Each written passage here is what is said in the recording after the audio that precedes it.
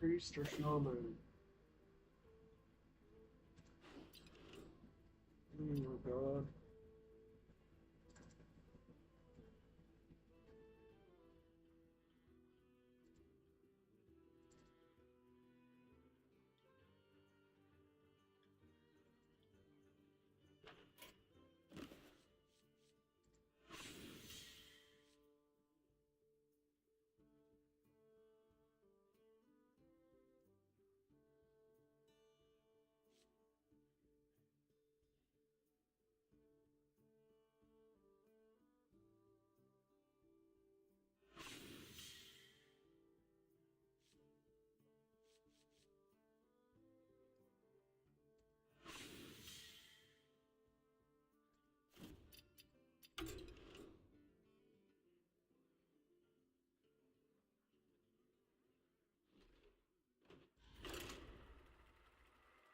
10 wins off Golden Paladin.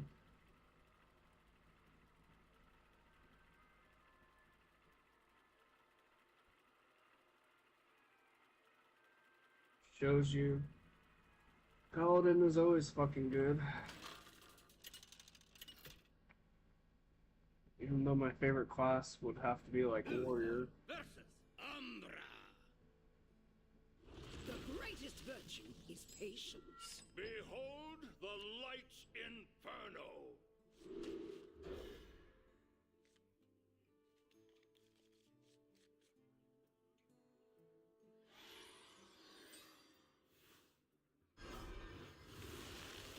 A glorious day to you!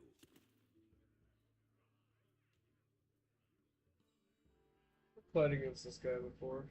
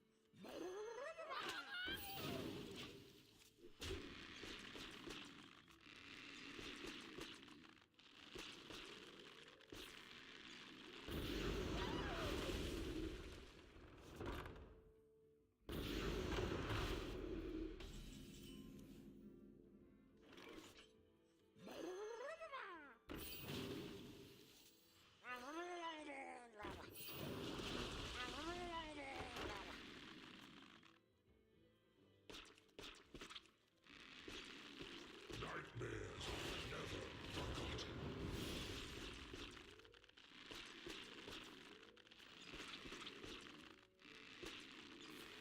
There's always more to learn.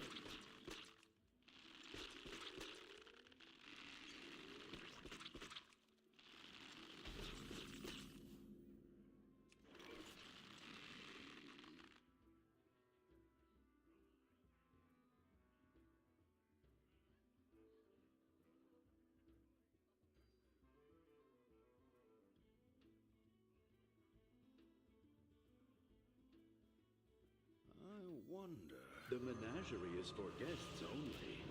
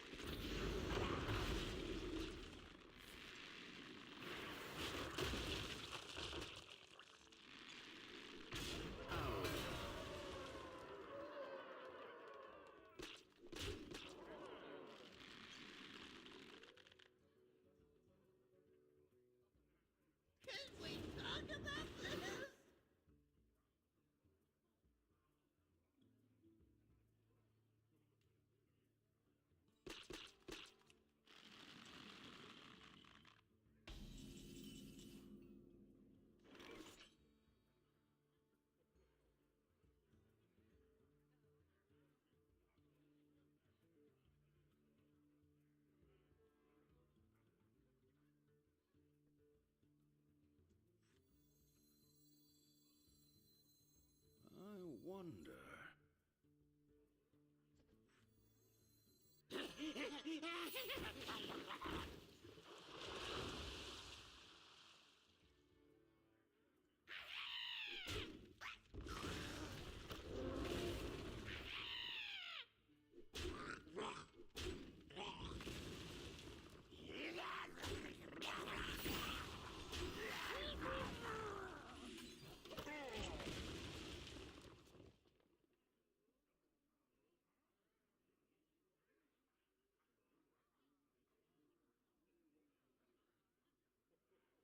You're merely a pawn for the puppet master.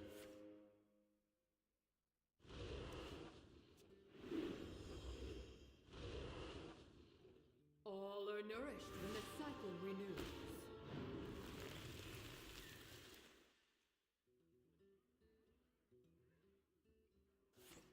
There's always more to learn. Mysterious orb, what is your wisdom?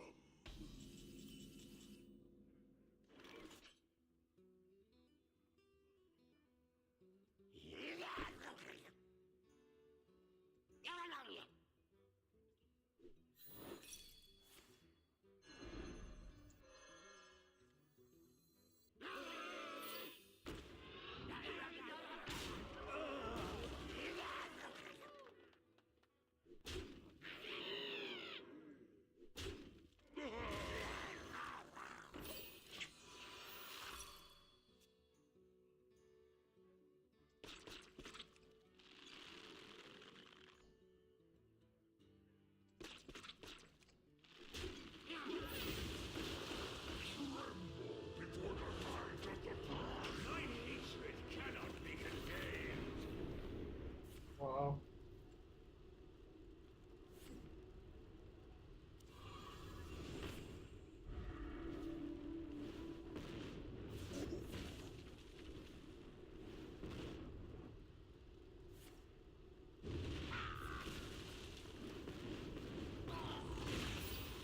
What a fire ass.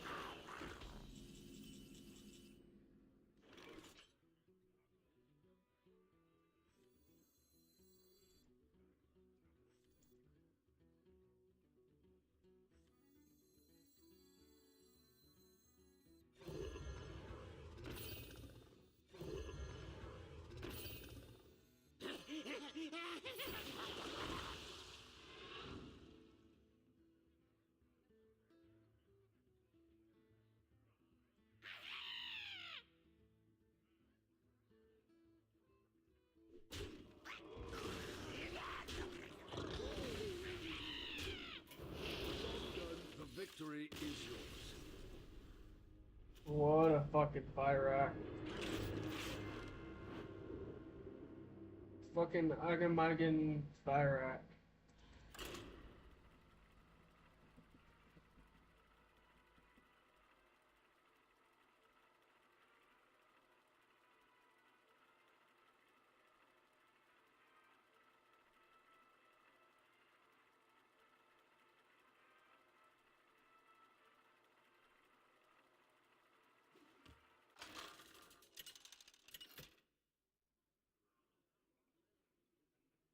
Uther versus Ragnaros! Fall before me, mortals! Behold the light's inferno!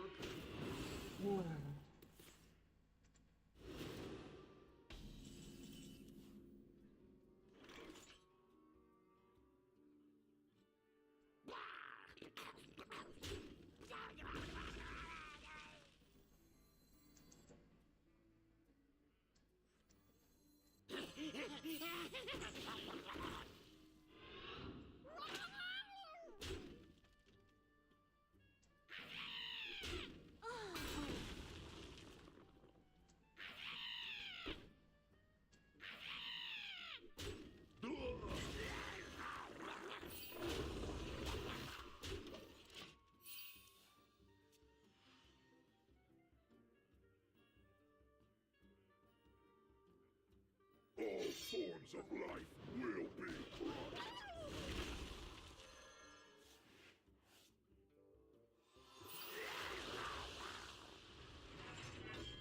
Planetary decimation!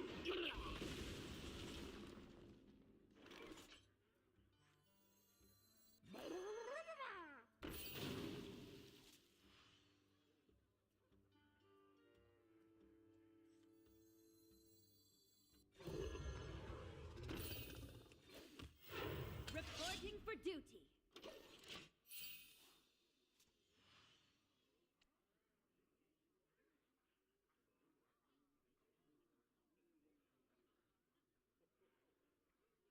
Never brain go when I need it.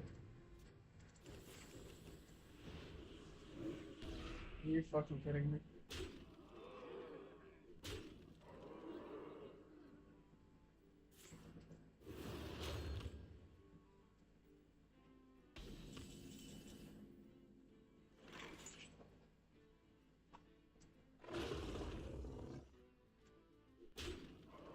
To battle! Menagerie is for guests only.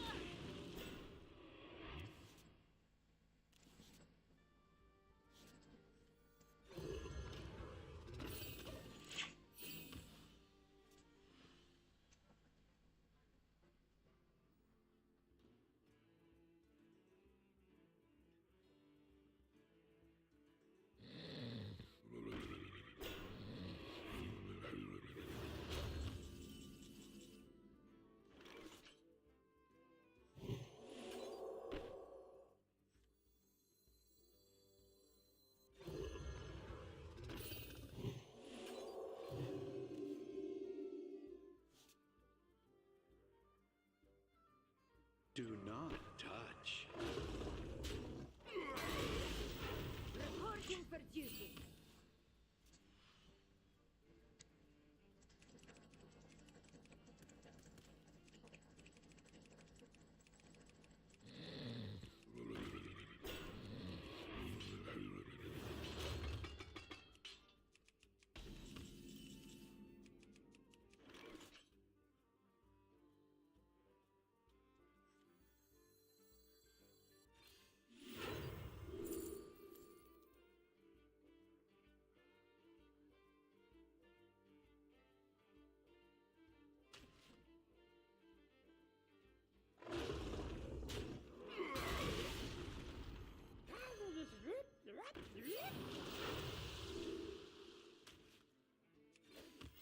Reporting for duty.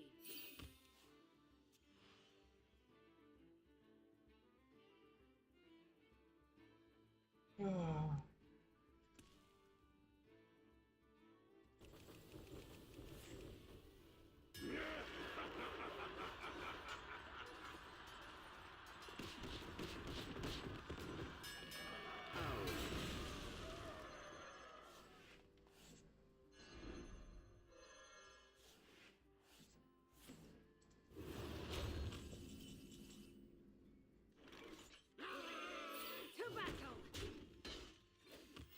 Reporting for duty.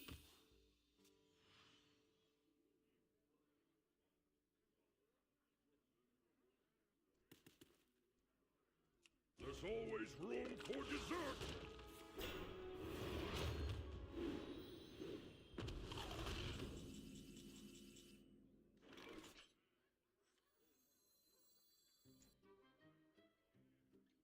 To battle! To battle!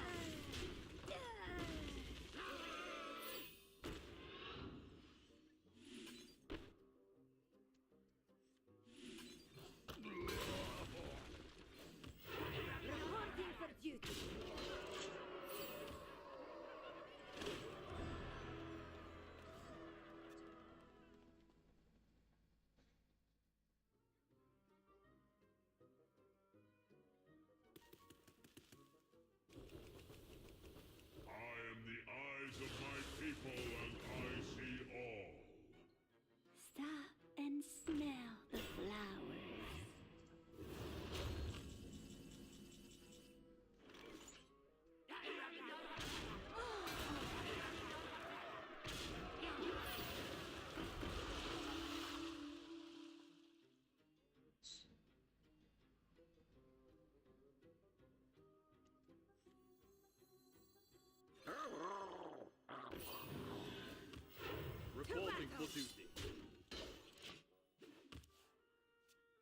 I misplay.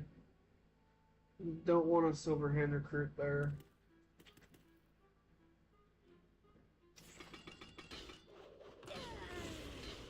That's fine.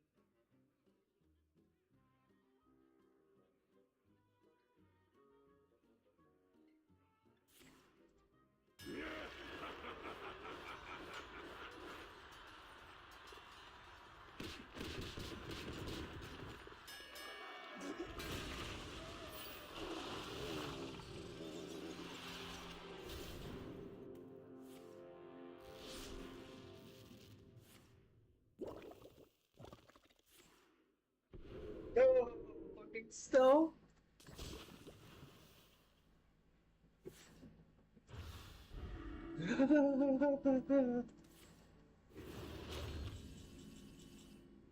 Fucking great, bro.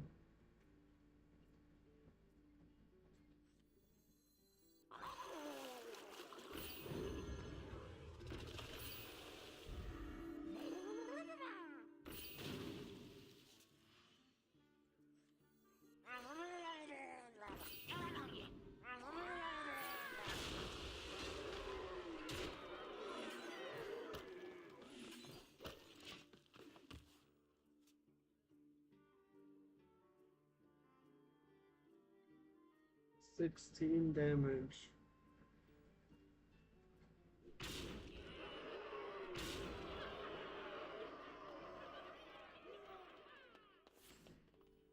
Action. At perfection.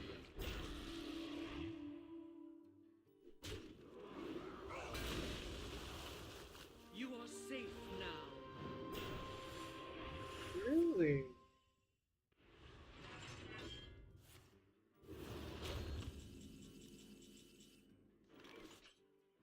You dirty dog.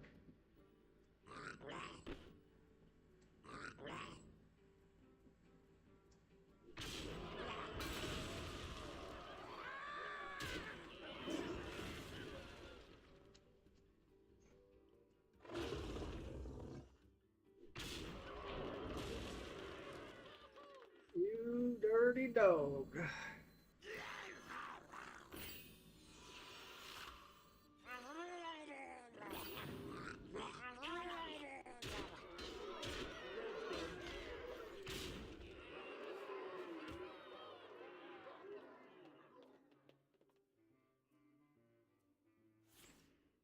Twisting another.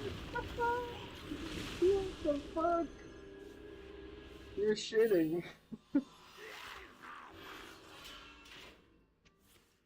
You're shitting me.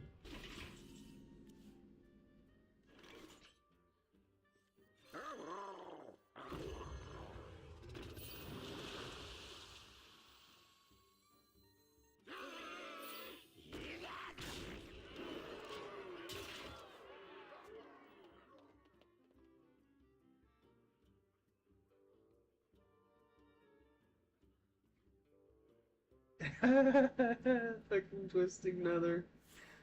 Wow, bro.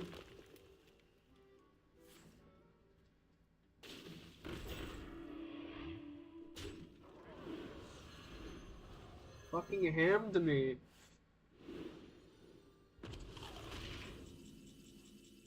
Okay.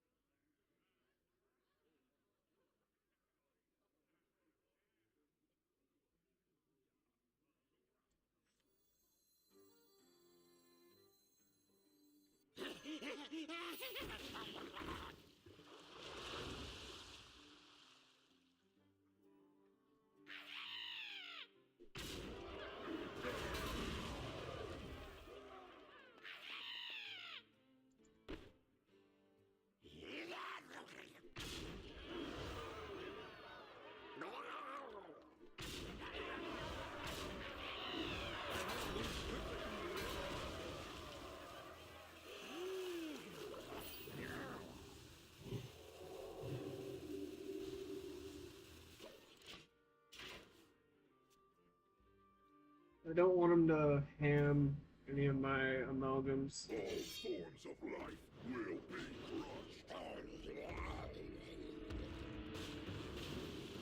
Oh, so you're just dead. Okay. Purification sounds nice, but it still stings.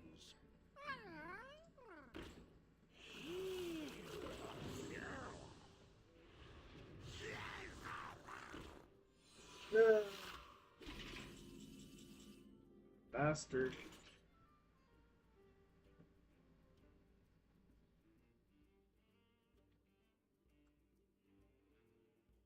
Eh,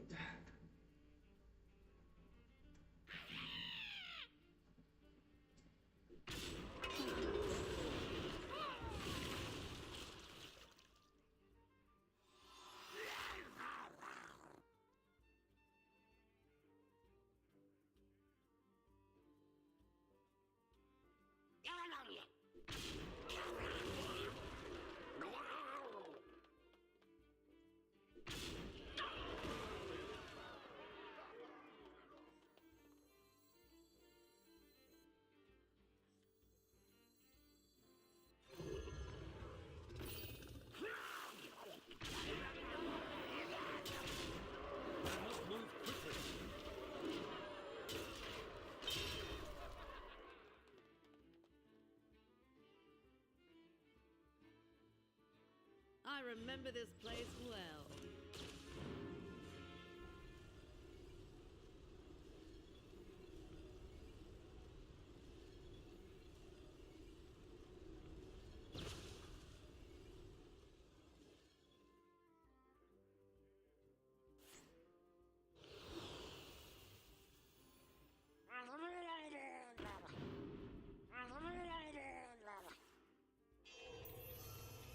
What? Are you fucking kidding me?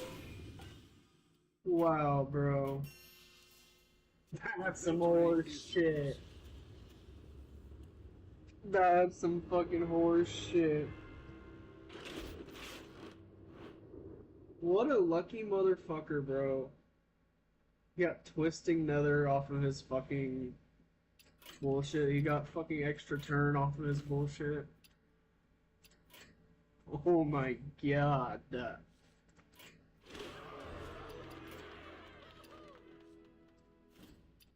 Lucky, lucky, lucky, lucky, lucky, lucky, lucky, lucky, lucky boy.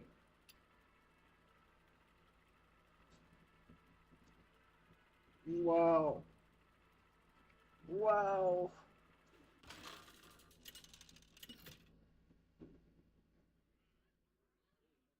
Uther versus Tyrande.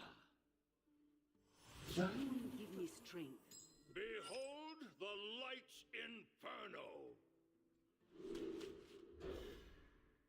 Oh my god. I hate playing against Priest. Priest is some fucking faggot shit, bro.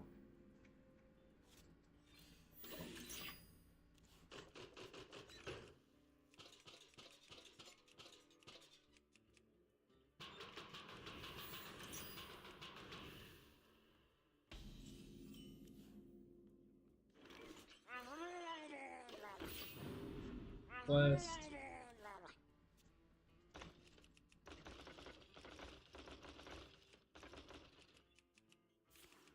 Fucking quest.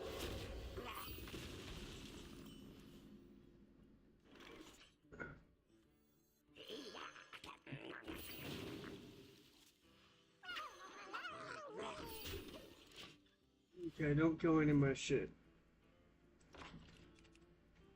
That's all you gotta do, just don't kill any of my shit. Mister. You dirty boy.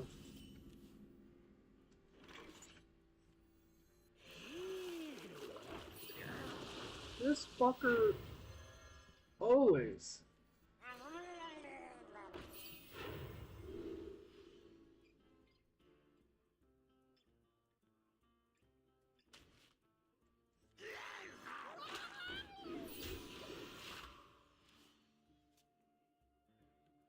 Hey, don't kill any of my shit.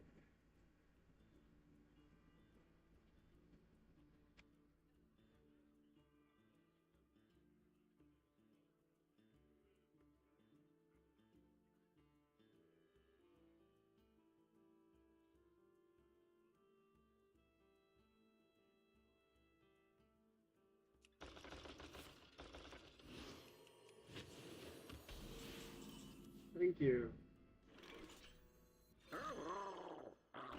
Much appreciated.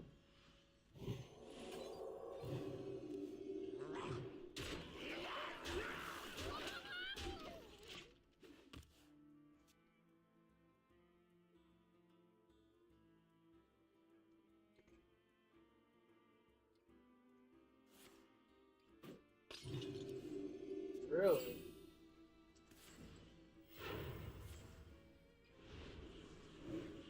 Really?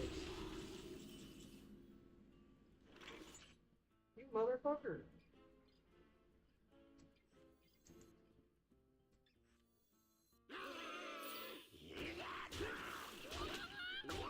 I can't do that.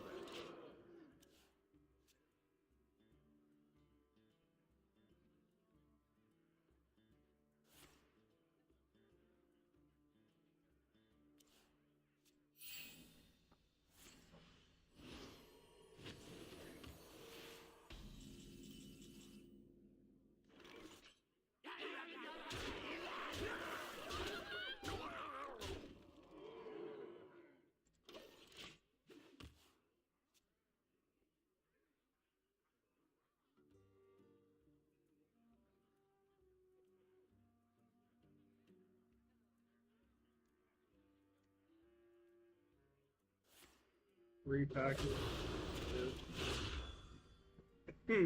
Sure. Classic. Thanks.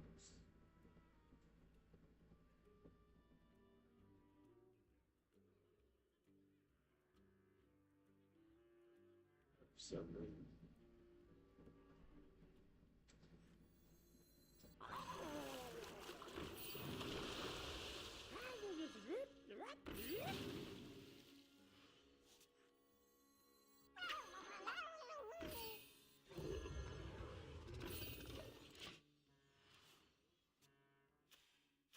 How did I not get Kindred? I didn't play anything last turn. Our stories live on.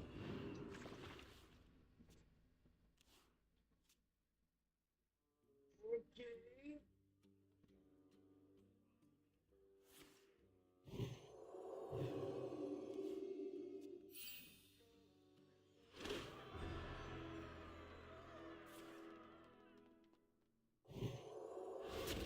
It is finished. You were supposed to kill my amalgam to get this quest done.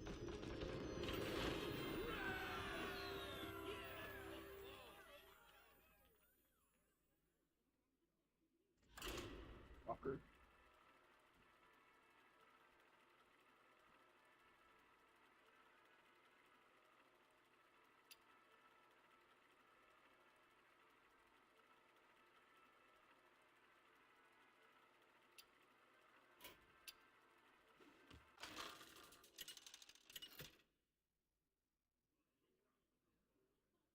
Uther versus Xavius. Tremble before me. I don't even want to play The Warzone. Lights Inferno.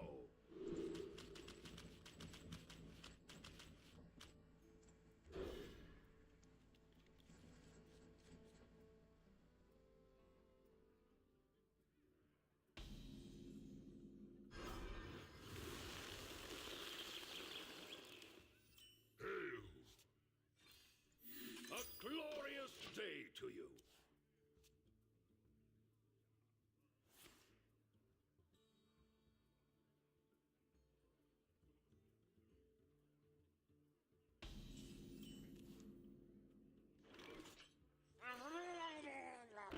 Job's done.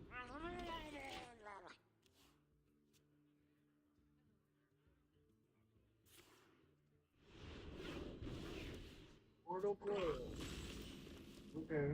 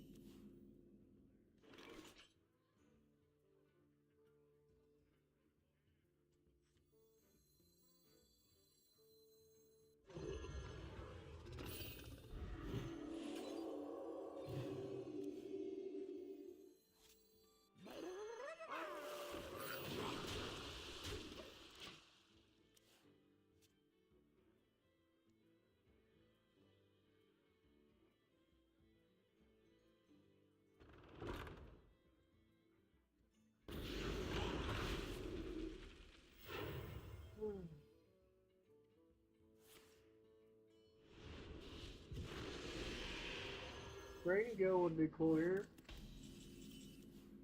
Wow.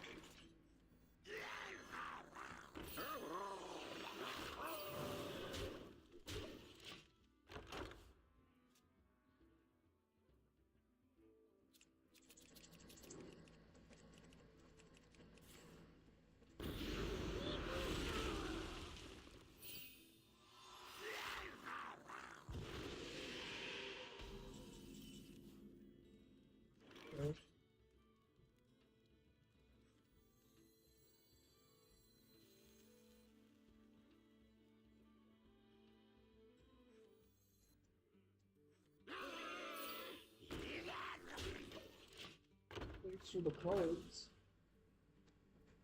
And the quest completion. Nightmares are never forgotten.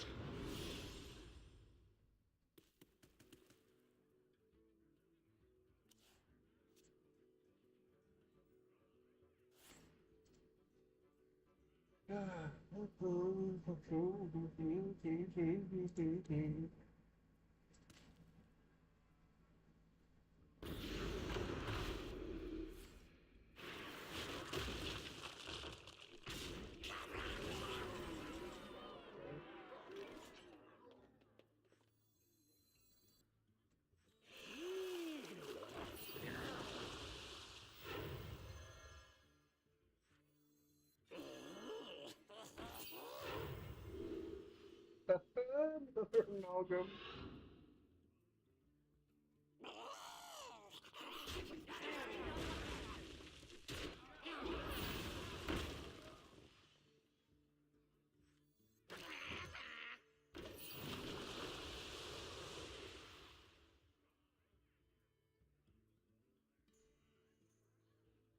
Another brain gill would be cool. Here I come. Really? You dirty dog.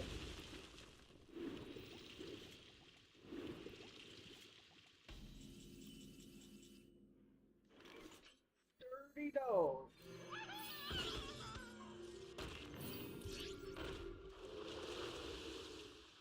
Finger, huh?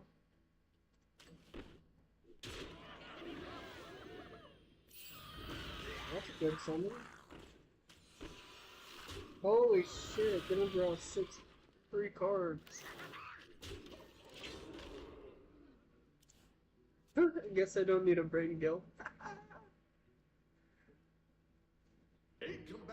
Looks like I asked for a brain gill and I got it. Oh my god.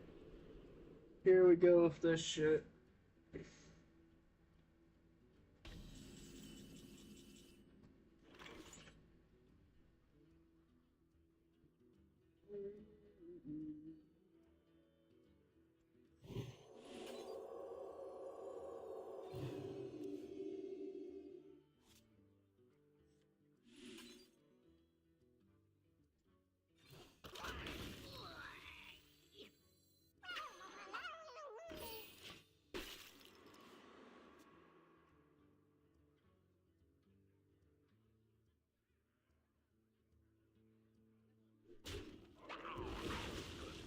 Thanks for the card.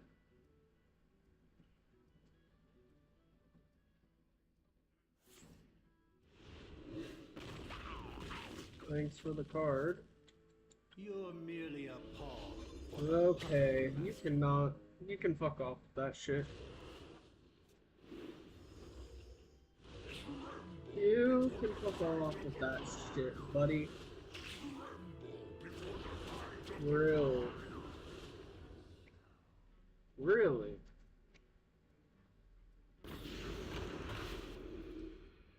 Dirty bitch. My hatred cannot You dirty bitch. Are you fucking kidding me? What kind of bullshit is this, dude?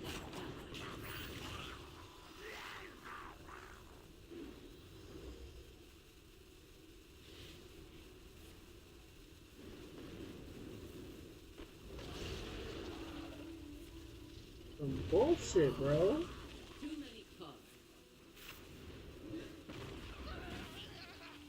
That's some fucking bullshit.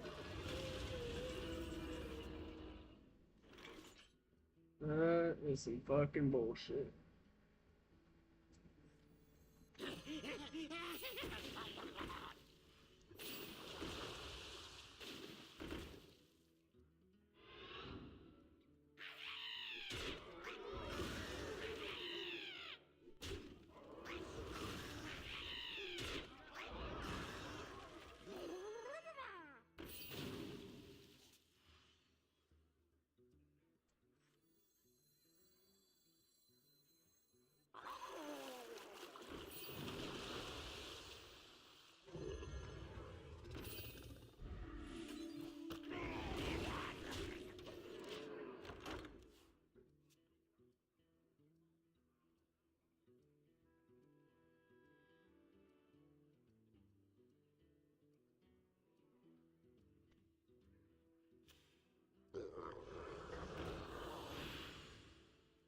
Oh my god.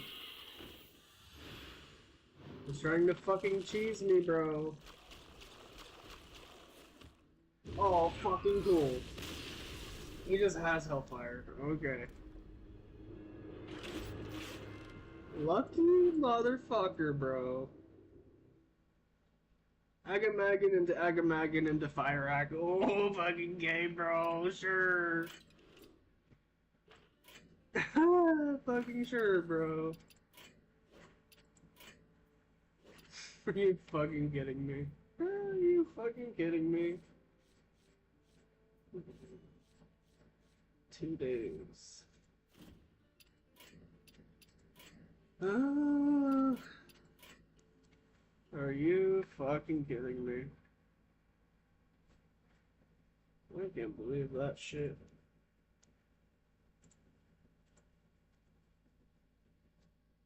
What? Xbox gonna fucking turn on?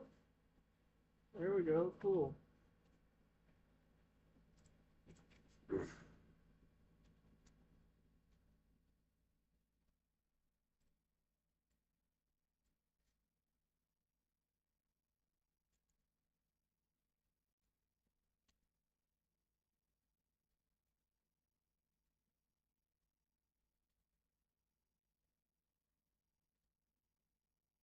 What the fuck?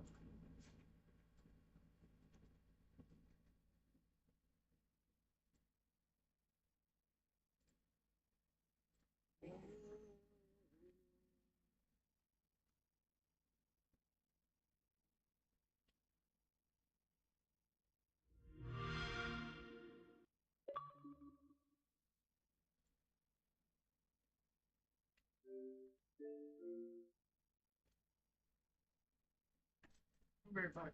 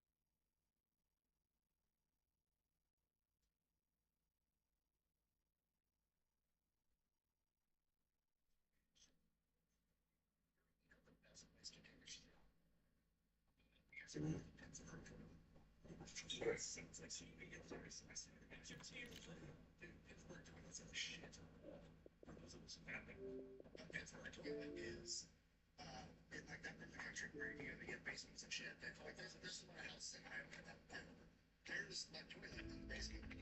The toilet in like those basements, it's like unfinished. It's just a big open concrete room. Usually has a furnace and that's it. But the rest of it's wide open. So usually it's like furnace, toilet, right fucking next to it. And the Pittsburgh toilet is in dead center of room. Like it's literally a house. Yeah. Imagine if it's a toilet in dead center of the house. And you're just shitting with fucking 30 feet in every direction of the sheer freedom. Yeah, you're just like shitting out there. I hear the meme of the dude just sitting on bars by himself. That's how you feel when you're shitting on a Pittsburgh toilet. It's awesome. You know the best place to take a shit.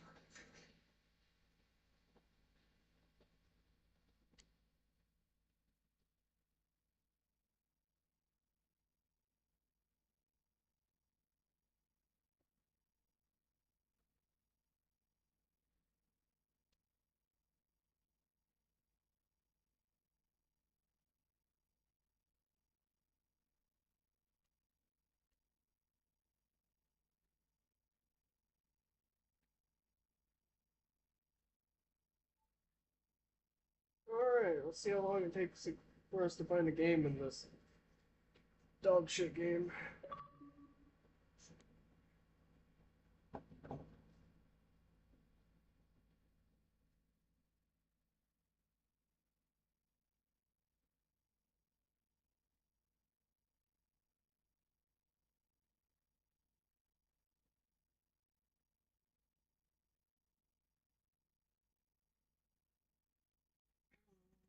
It's gonna take forever.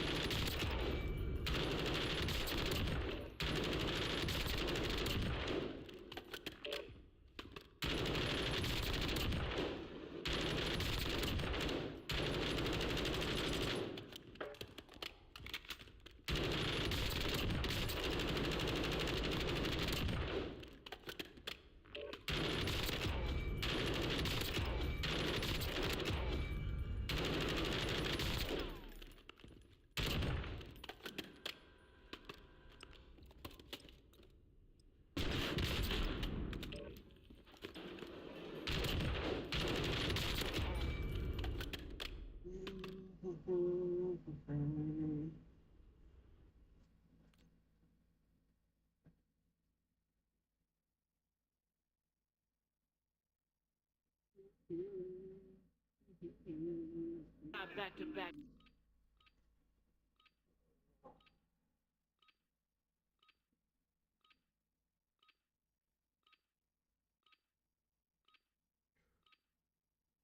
First game of the day on a fucking 70 game server.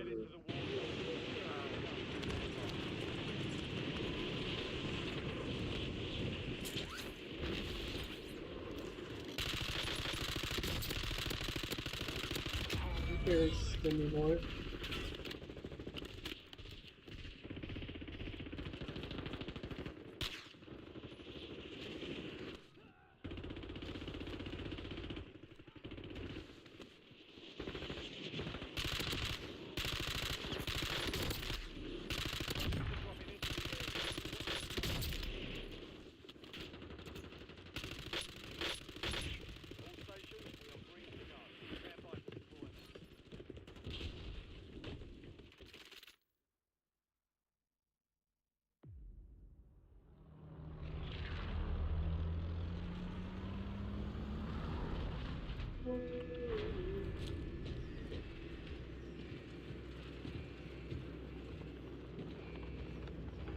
go rat hunting.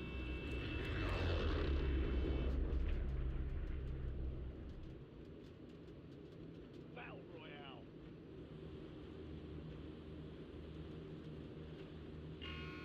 Do a little bit of rat hunting. Clear on the gas. Get to the safe zone.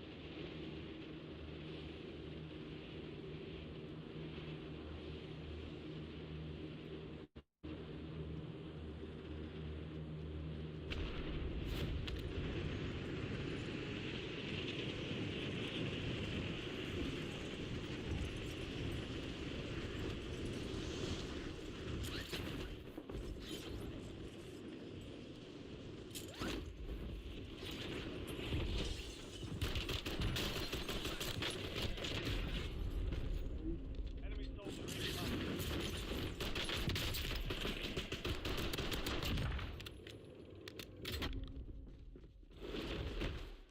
Those window shots hit him, man.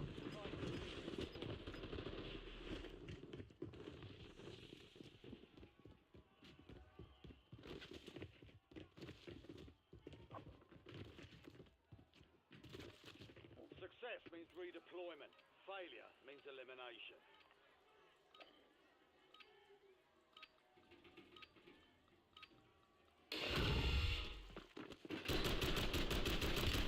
Oh, what? Defeat is only a mindset. Shake it off.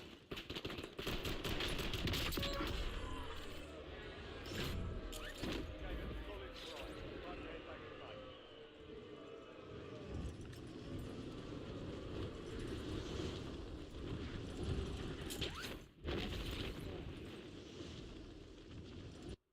Something completely fucked up with this server.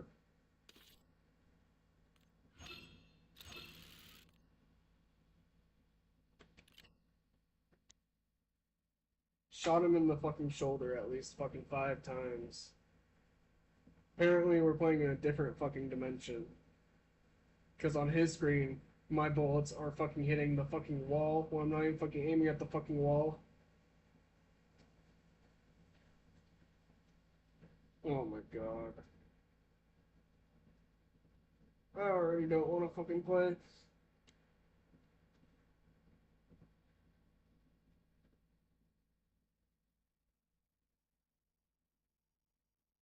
Shots that are fucking clearly hitting their fucking player model aren't fucking registering.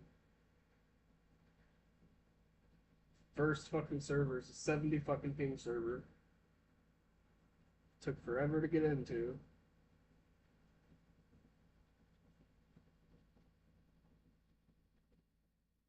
Guaranteed being punished because I don't fucking spend money on their fucking piece of shit game.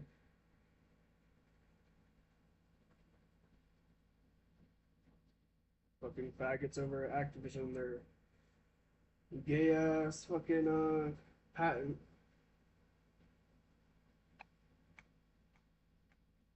That fucks you over matchmaking wise if you don't fucking pay for shit.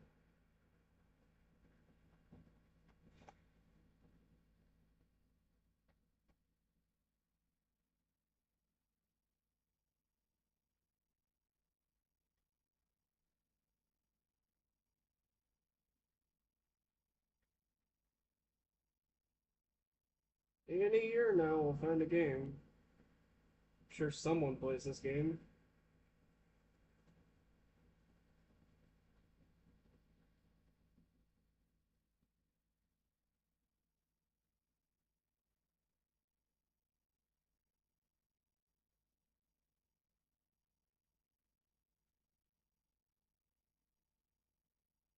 Searching for a match less than 82 ping. Cool, bro.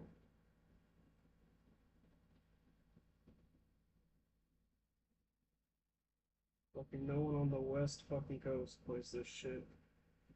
Plays this garbage ass game.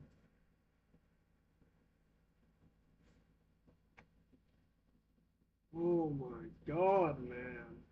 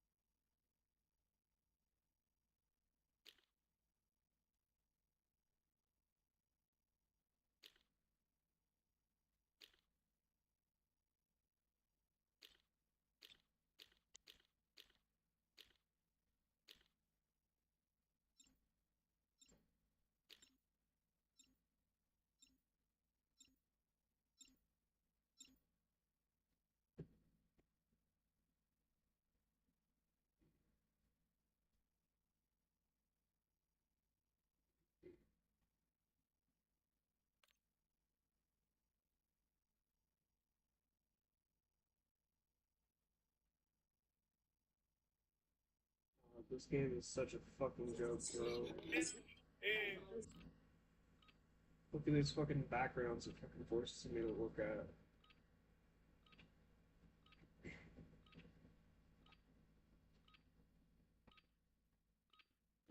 Enemy dropping into the AO.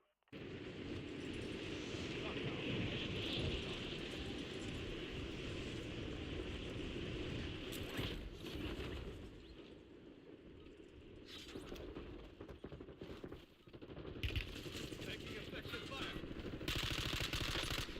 Enemies all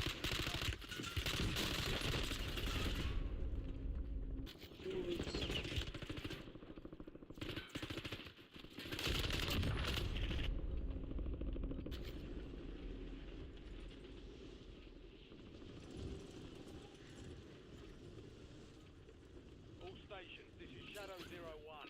Deployment to the war zone has been authorized. Enemies are dropping into the area. Watch the skies. Hey look, we just put out a Beavis and Butthead skin. Now I got a Stan Smith skin.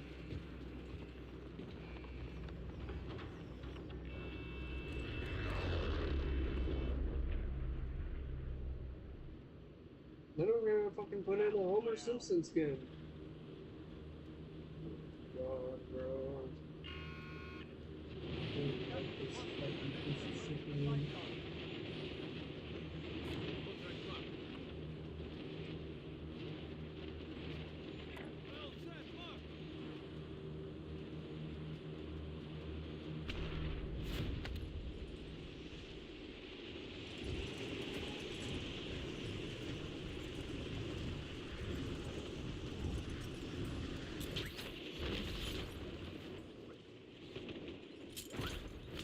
Dropping into the AO.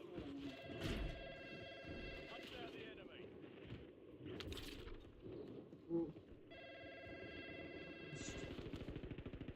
Didn't spend $1 on their piece. Didn't spend $1 on their piece of shit game, so I'm getting punched with no loot and piece of shit server.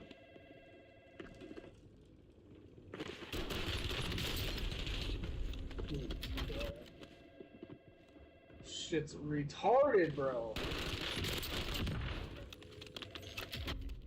What the fuck is that? Gulag is your last chance. Fight to earn redeployment. Hmm. Game is so fucking awful. Here we go. Be ready. You're next. What the fuck?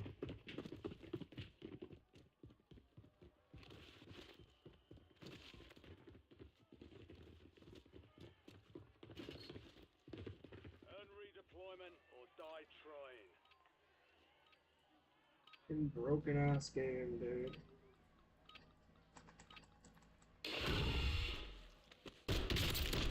Enemy eliminated. Prepare for redeployment.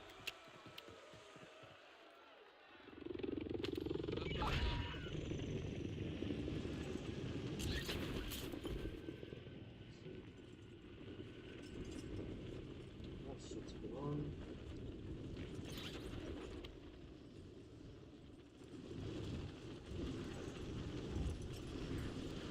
Maybe there's gonna be a fucking rat here. I love that my auto deploy doesn't work. We lost that one. We'll get a W this time. You have got to be fucking kidding me, bro.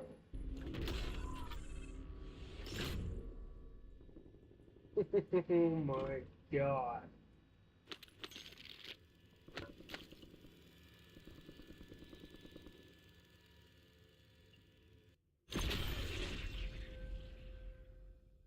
Call of Duty in 2025. Just the biggest piece of dog shit game ever. Oh my god.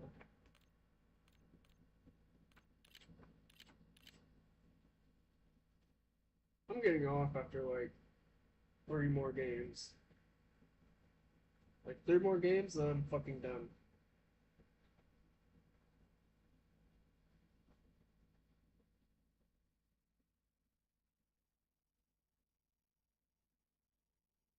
Fucking garbage fucking game, dude.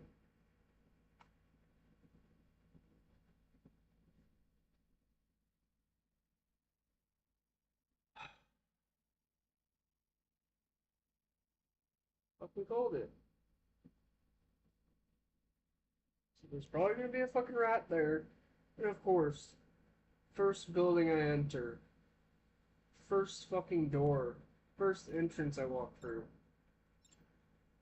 It's fucking thing right behind the fucking door.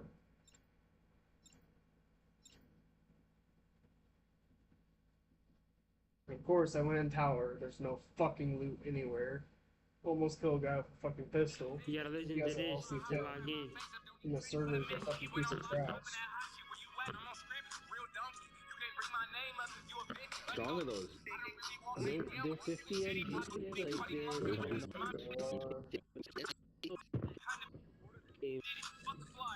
it's yeah, a little different.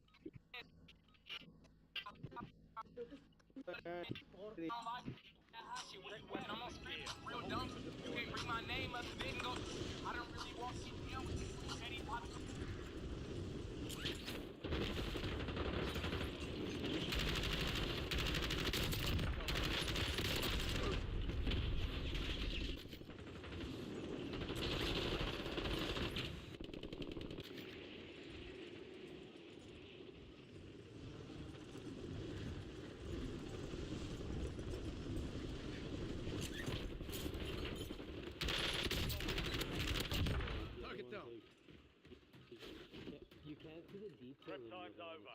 Now you deploy to the war. Reloading.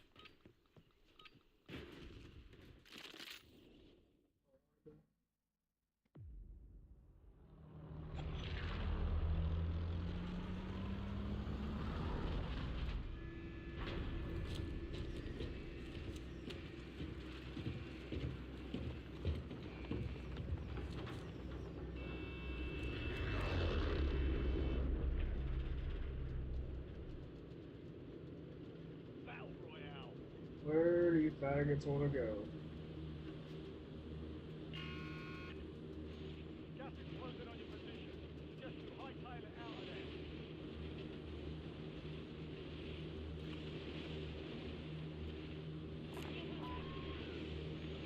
What in Now, where are we the going, fuck is Chad? wrong with you?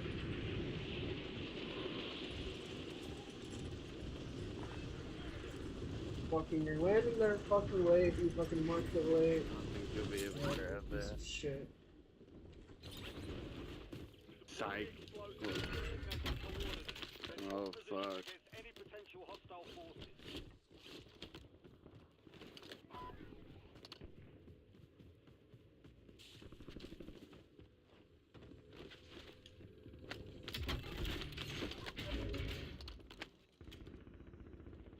The bomb has been planted. Protect it from enemy squads.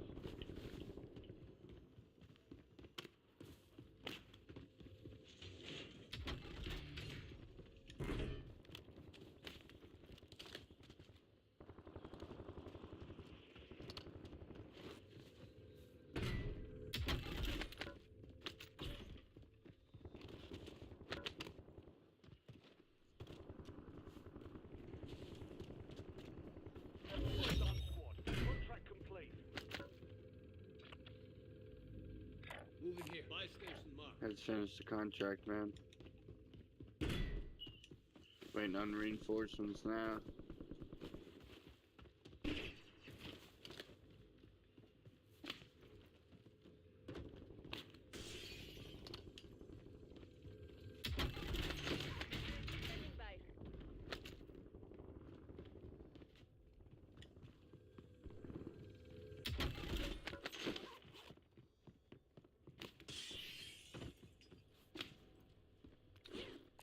Need cash.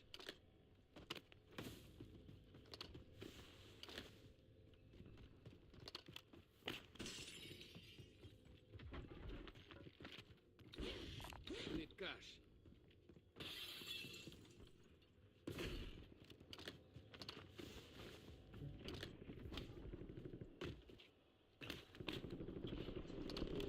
I'll make it rain on them hoes.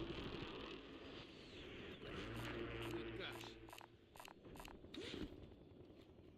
Fuck this faggot, bro. Give him the money, man.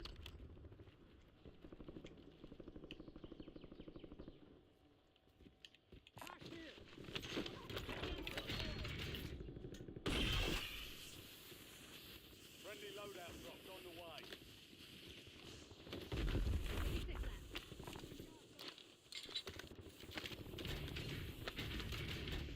Tack on. Requesting recon overhead.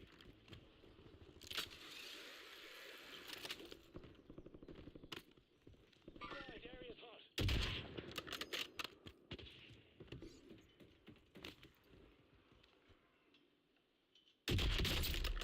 Mark the target.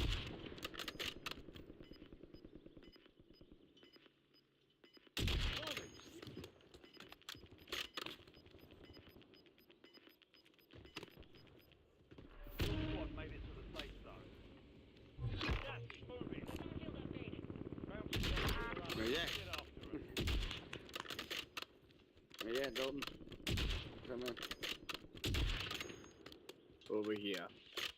Where you at? Hey, hurt markers. Where you at? Colored markers. Got movement.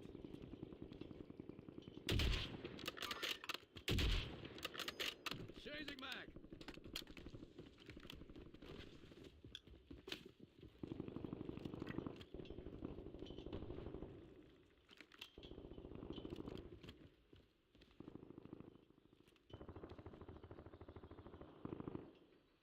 Mark the target.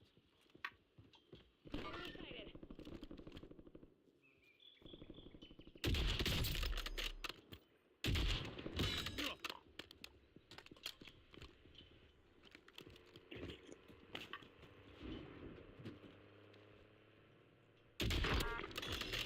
Got movement. Moving here. I'll drive. Loading. Taking fire. Oh shit, where you at? They on him at. It's on the roof, man.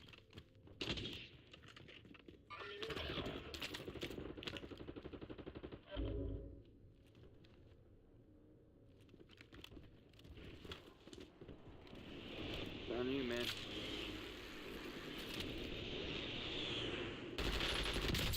Squad mate, Gulag. Chasing mag. Boy.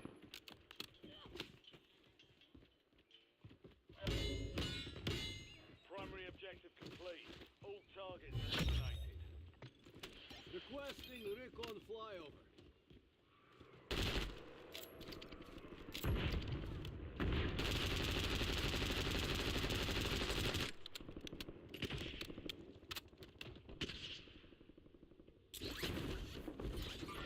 Enemies around. Your squad mate won the fight. They're redeploying now. Thanks for the work. Radio overflight terminated.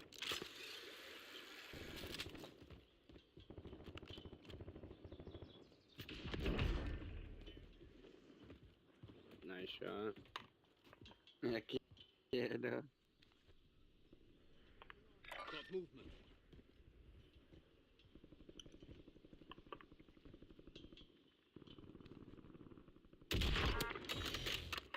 Got movement. This is moving here. Reloading.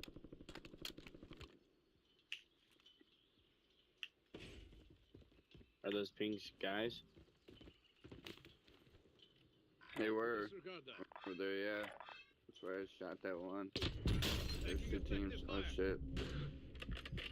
Yep, they're to the right of the pink.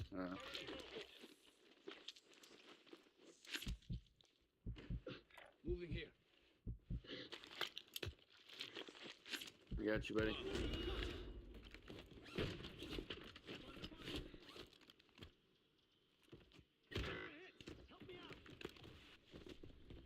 You'll live. Fucking wasteland.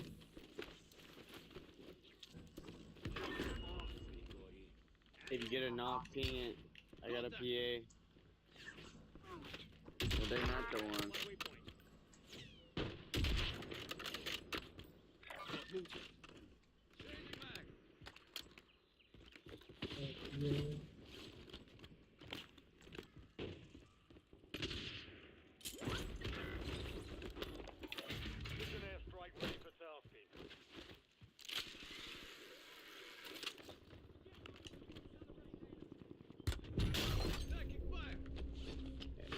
have to ping it right after you knock them, not 30 seconds later, you know what I mean? Otherwise, it'll just waste the PA. Oh God, dude. There's an extra PA right there if you want it, though. You can have it. Moving in. New safe zone located.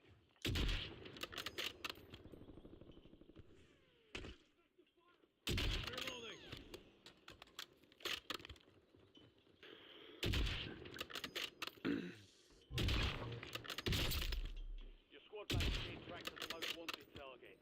Eliminate enemies and secure supply caches to get that target off their back. Got movement. I got it. I picked it up, man.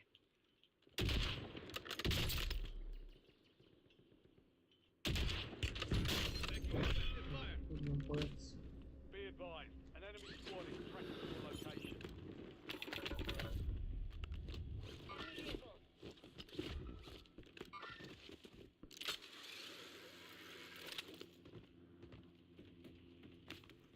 There's a heli and then some towards super.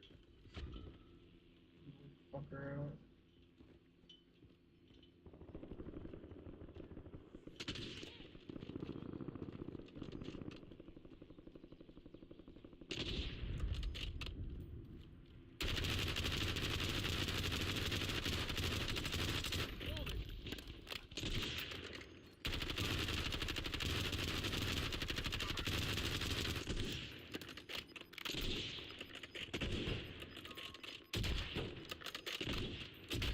Squad's in the safe zone.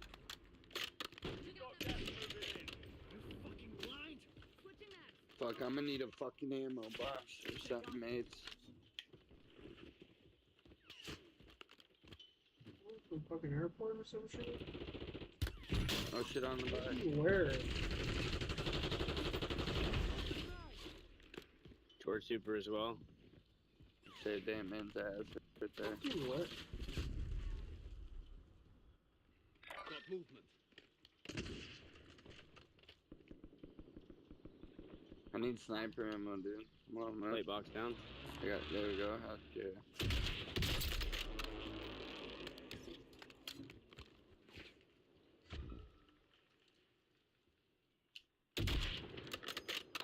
LDBR inbound. Oh shit. There it is. It's on the back. Cluster strike.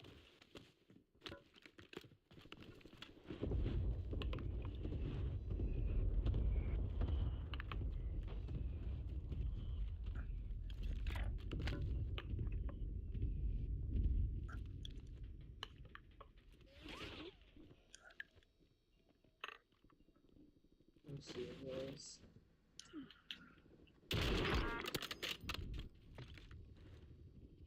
Got movement.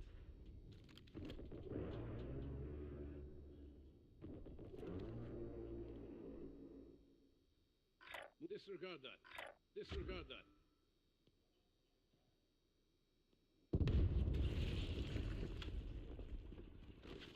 Changing mag. On towards loadout. Shot me. Contract complete. Killed one on the buy. Got movement.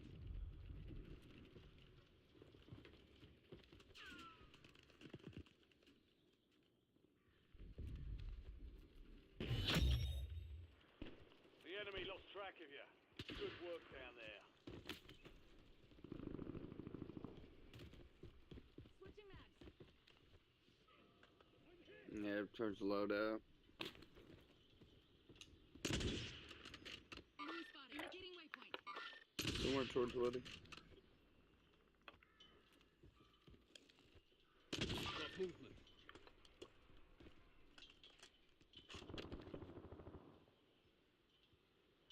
Got movement. Mark the target.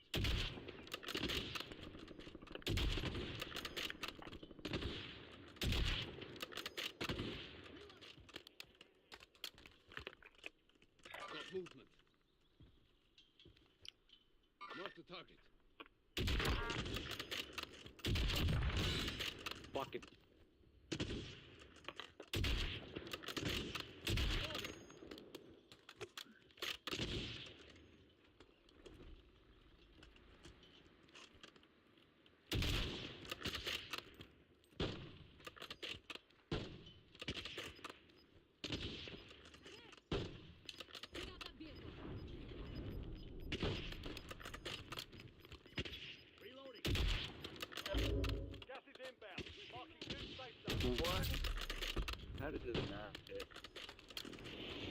Big Bertha most wanted right here.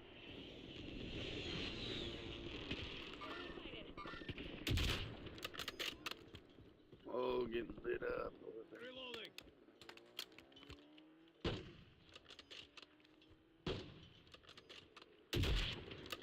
Yeah, we gotta move. We gotta get a move on, man.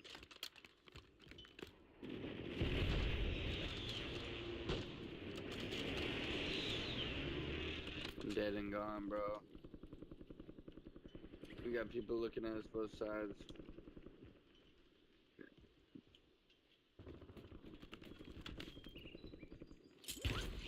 Cool. Got one on me. Got one on me in there. Bro. An ammo room. Ammo building. Ammo building. On the buy. Ammo building. To the gulag. Fight to win. Kids are ready. Almost your turn, soldier. Stand by.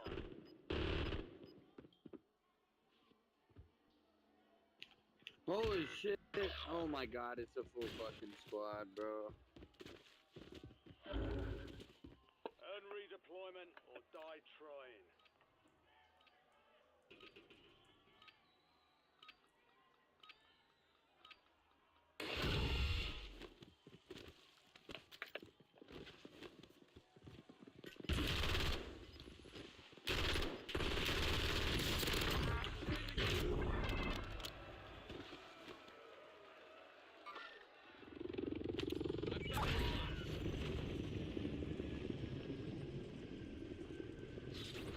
I wonder if I can land on my shit. No, it's going to the sand. Nigga.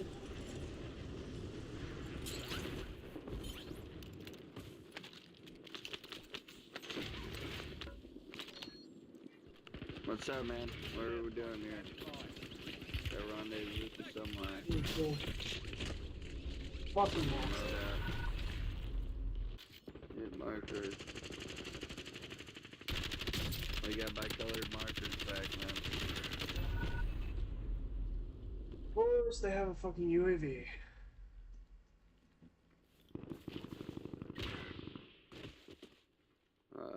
Dan D, you got fucking 12K out there where he died, though.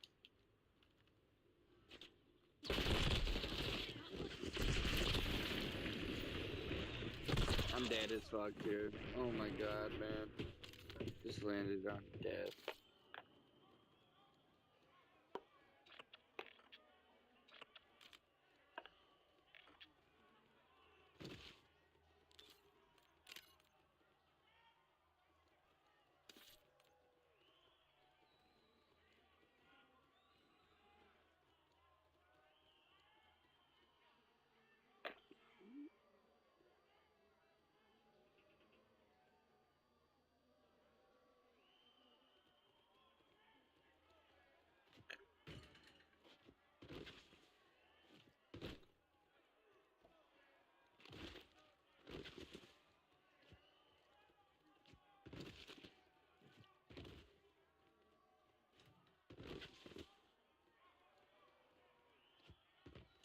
Man, I'm finally having a good game. I'm fucking dead.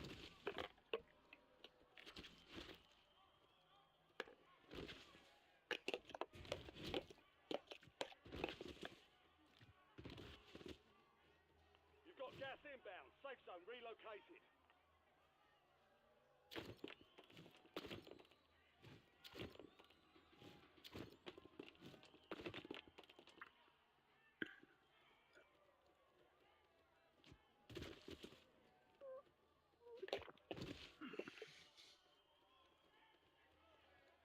Pop-out shown, so they not the one you won.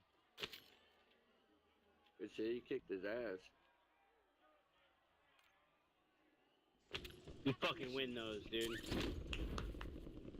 That's close. 5 station sighted. Marking contact. Surprised they didn't let you both go.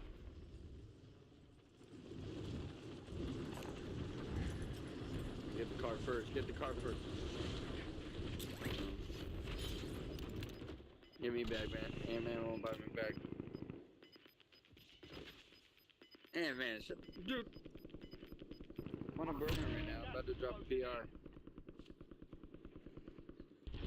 Of course. Eyes on enemy.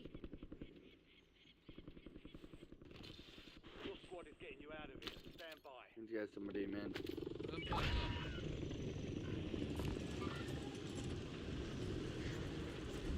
Shit. Your squad mate is the most wanted star. Eliminate threat. Secure supply cache. He's fighting somebody in this house, man. He needs your help. Take the story of this house. Fighting for his life. Great.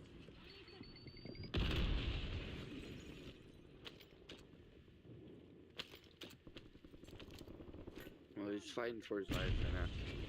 You got the cash, though. Just don't have the money altogether, though. Oop.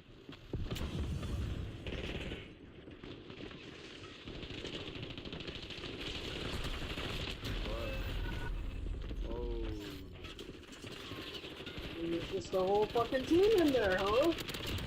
Cool. Because I wasn't alive, man. I was most wanted and I already had no place. I dropped. That's my most kills I've ever gotten.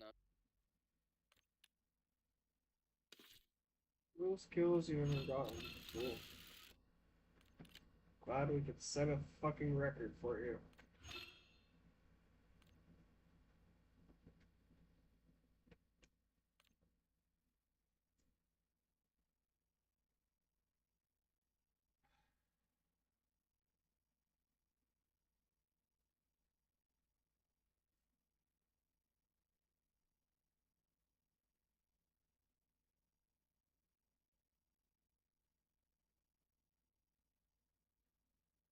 Fun fucking times.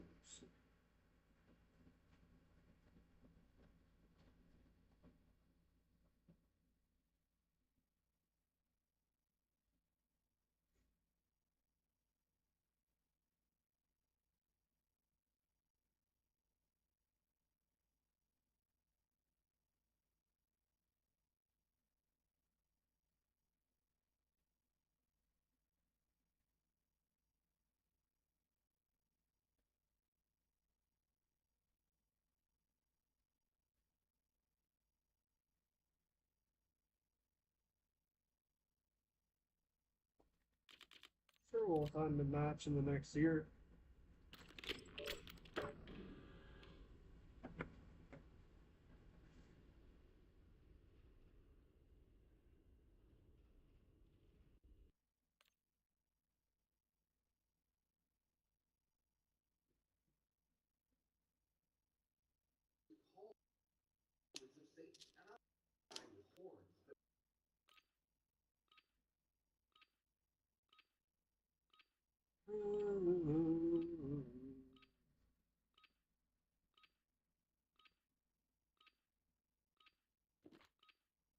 Check your gear and weapons. Deploy shortly.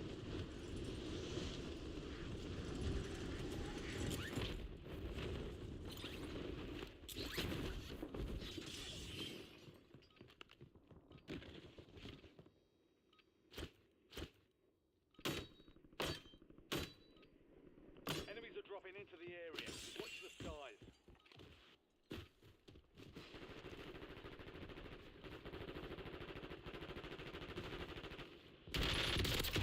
Go. Moving. All stations, green light. We're deploying to the war zone.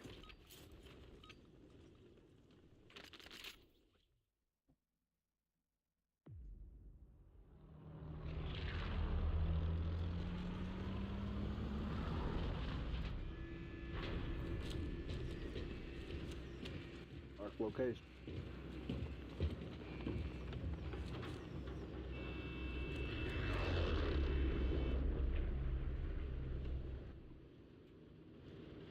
Your team leader.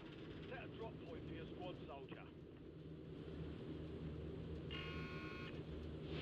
We've got gas close to the farm. Let's time it to the safe zone. Fuck it, I'll mark it. Where you mark? Alright, that's cool. We made may not be able to make though. You can make that.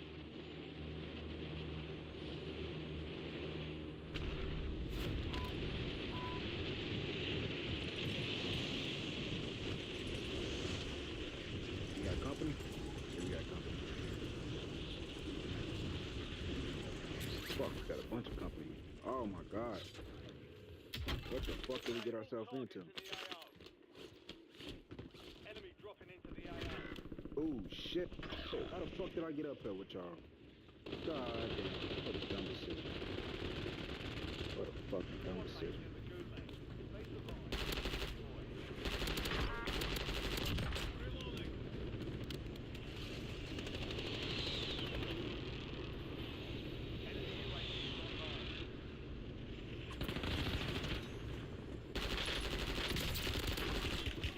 There's a bull behind me, making zero sound.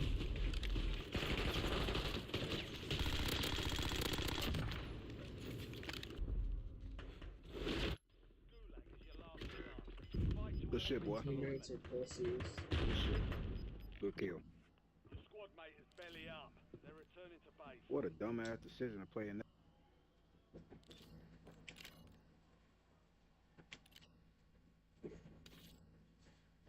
You're the dumbass that died first.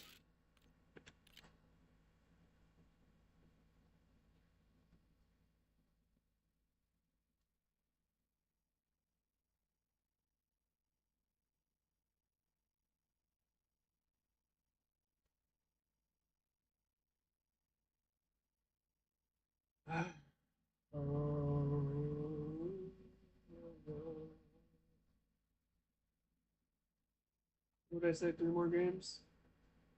This is the 3rd game?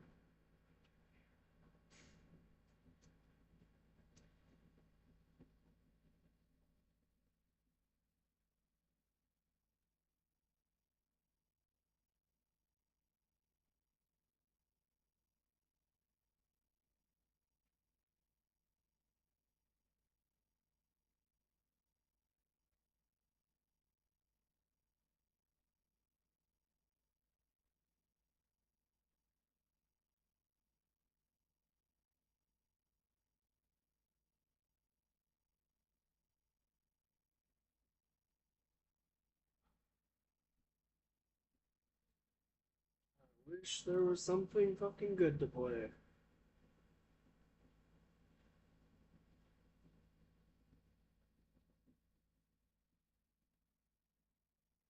Now, Destiny 2, something that I did play, is something I'm not gonna play anymore, because the new fucking shit they did with all the stats and guns and armor is fucking bullshit.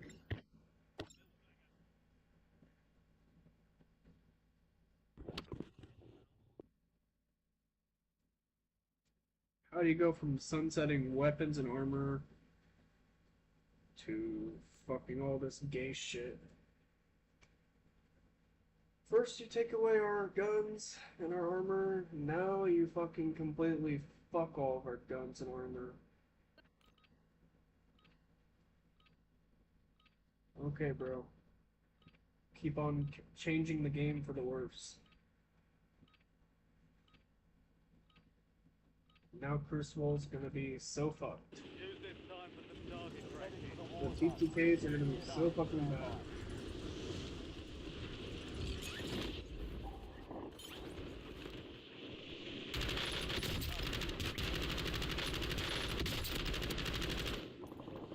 Changing back. Target's down. Maybe not fucking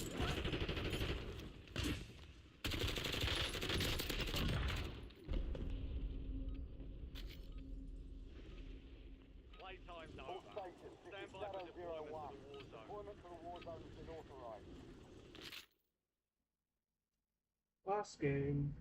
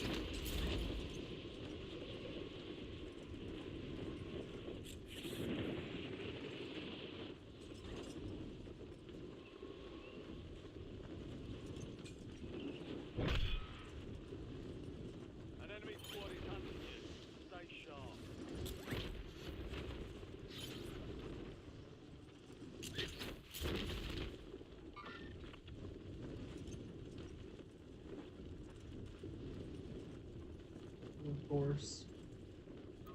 With their gay little updates, they took out the helicopter, they made helicopter spawns random.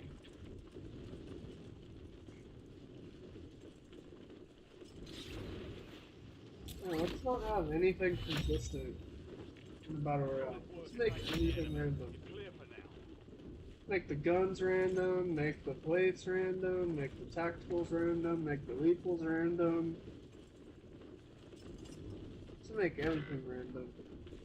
Spawn locations of vehicles random. Yeah, let's just make everything random. Fucking terrible game.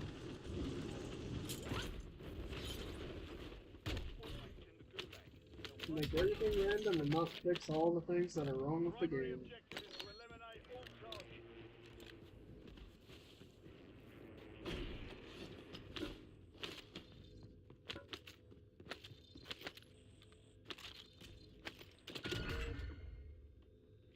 Bounty targets identified. Weapons free. Game sucks balls.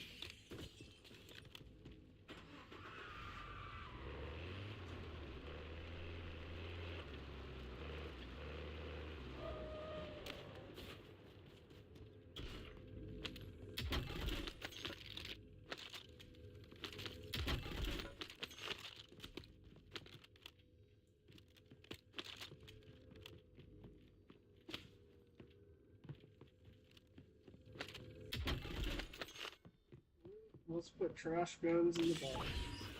Let's put pistols and other trash guns in the boxes. No guaranteed plates in boxes either. I don't want that.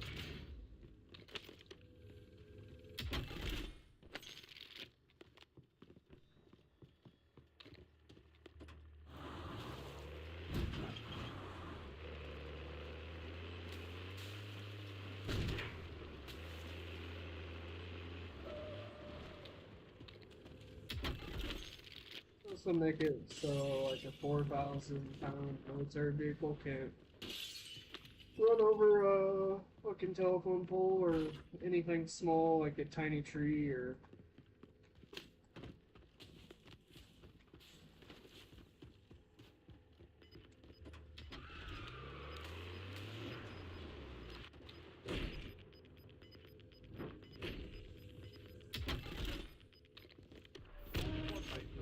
to the gaming industry. You're losing ground. Moving. All fucking hot dog shit.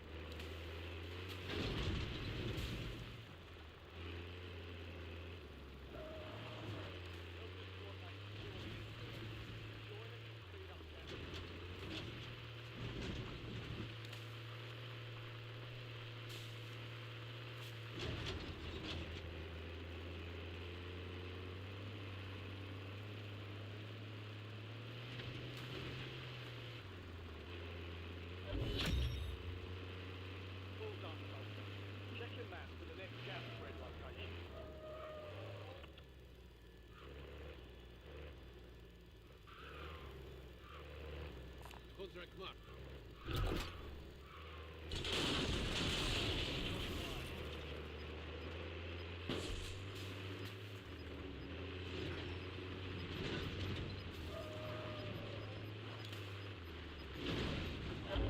Gas is closing in. Get to the new safe zone. Making effective fire.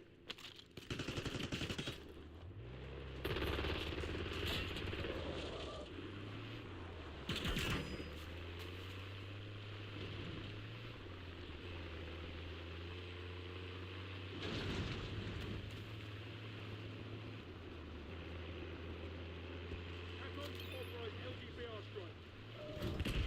UAV overhead.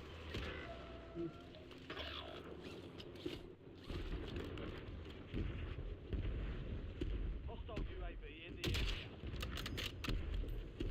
Got movement. Holding. Your squad mates in the gulag. If they survive, they redeploy.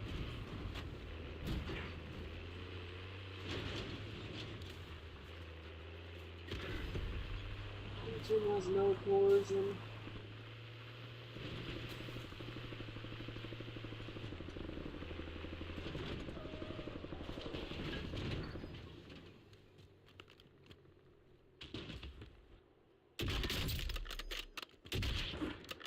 Got movement. Reloading.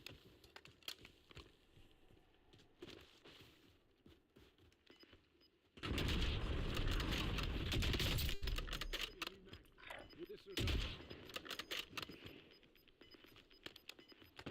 Got movement. Squad made it to the safe zone.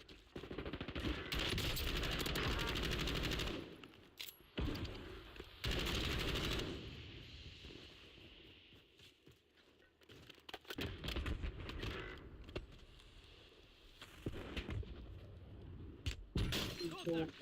Your squad mate lost the fight. They're RTB at this time.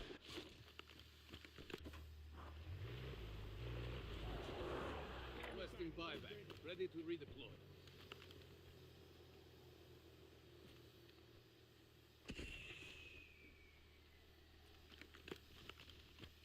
Indicate location. Got movement. Loading.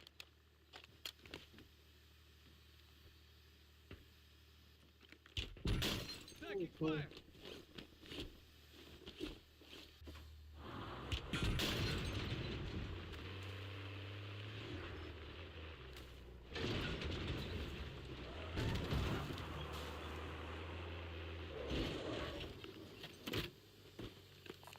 Active field upgrade here.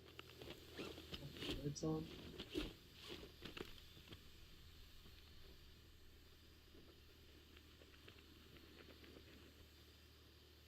Got movement.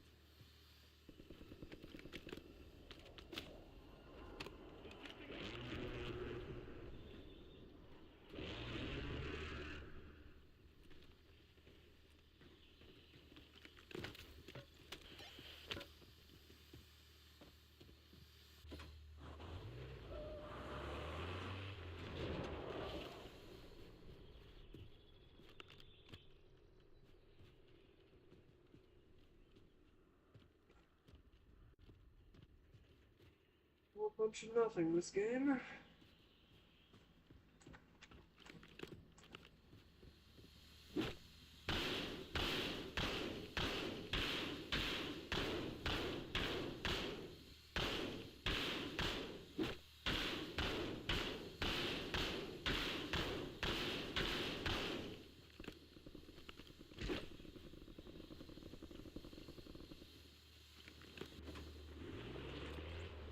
Enemy UAV overhead.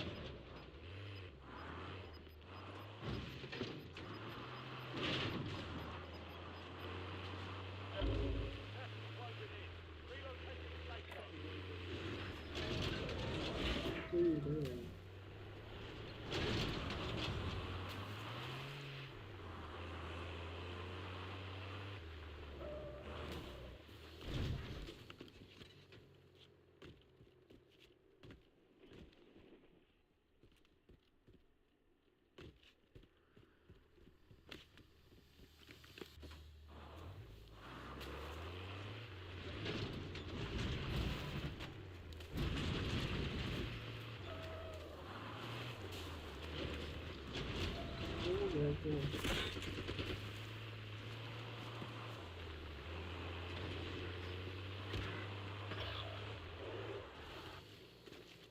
Good job, Jacko.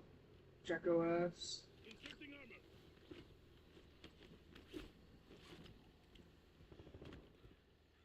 Inserting armor.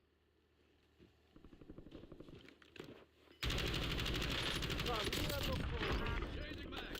Fight for a chance to redeploy. Squad's in the safe zone. Closing in. Got movement.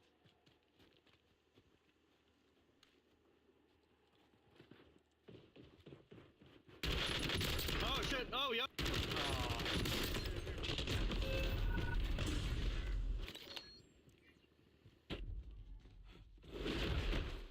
Cool. My teammates have done literally nothing. Deployment. Your squad mate failed their mission. They're headed back to base. Yep. Success They've done means literally redeployment. nothing. Failure means elimination. Activision is punishing me for not buying anything in this shitty game by putting me in dog shit servers with dog shit teammates.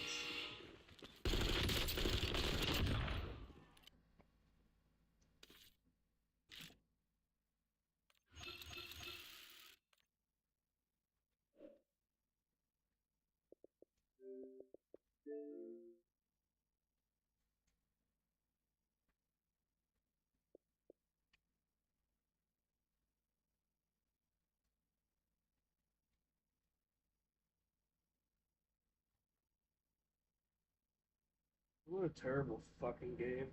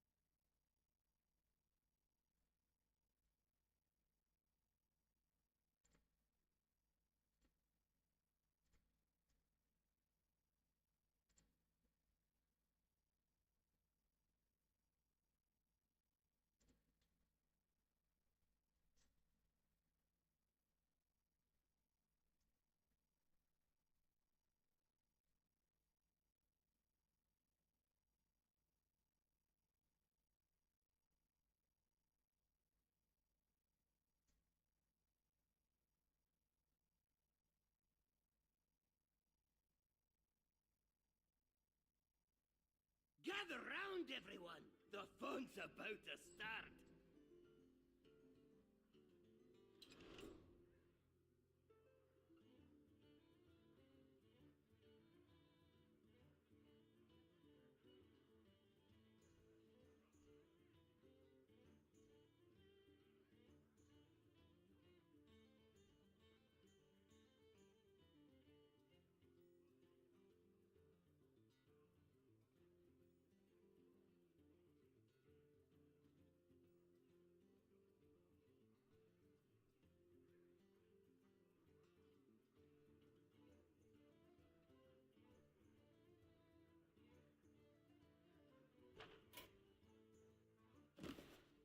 Nine minutes.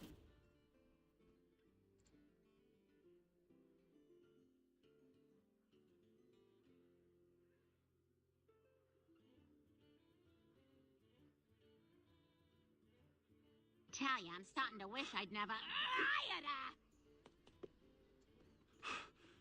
Hey, sorry about that.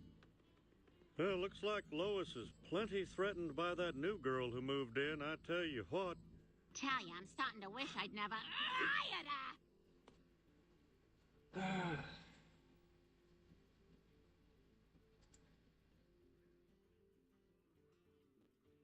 With the amount of tomatoes I've thrown at Ubisoft over the last couple of years, I could run Heinz out of business. It is incredibly easy to hate this company, and they make it clear that they deserve it. They are not shy about telling you how much they hate you. They've become infamous for the "you will own nothing and be happy" mentality.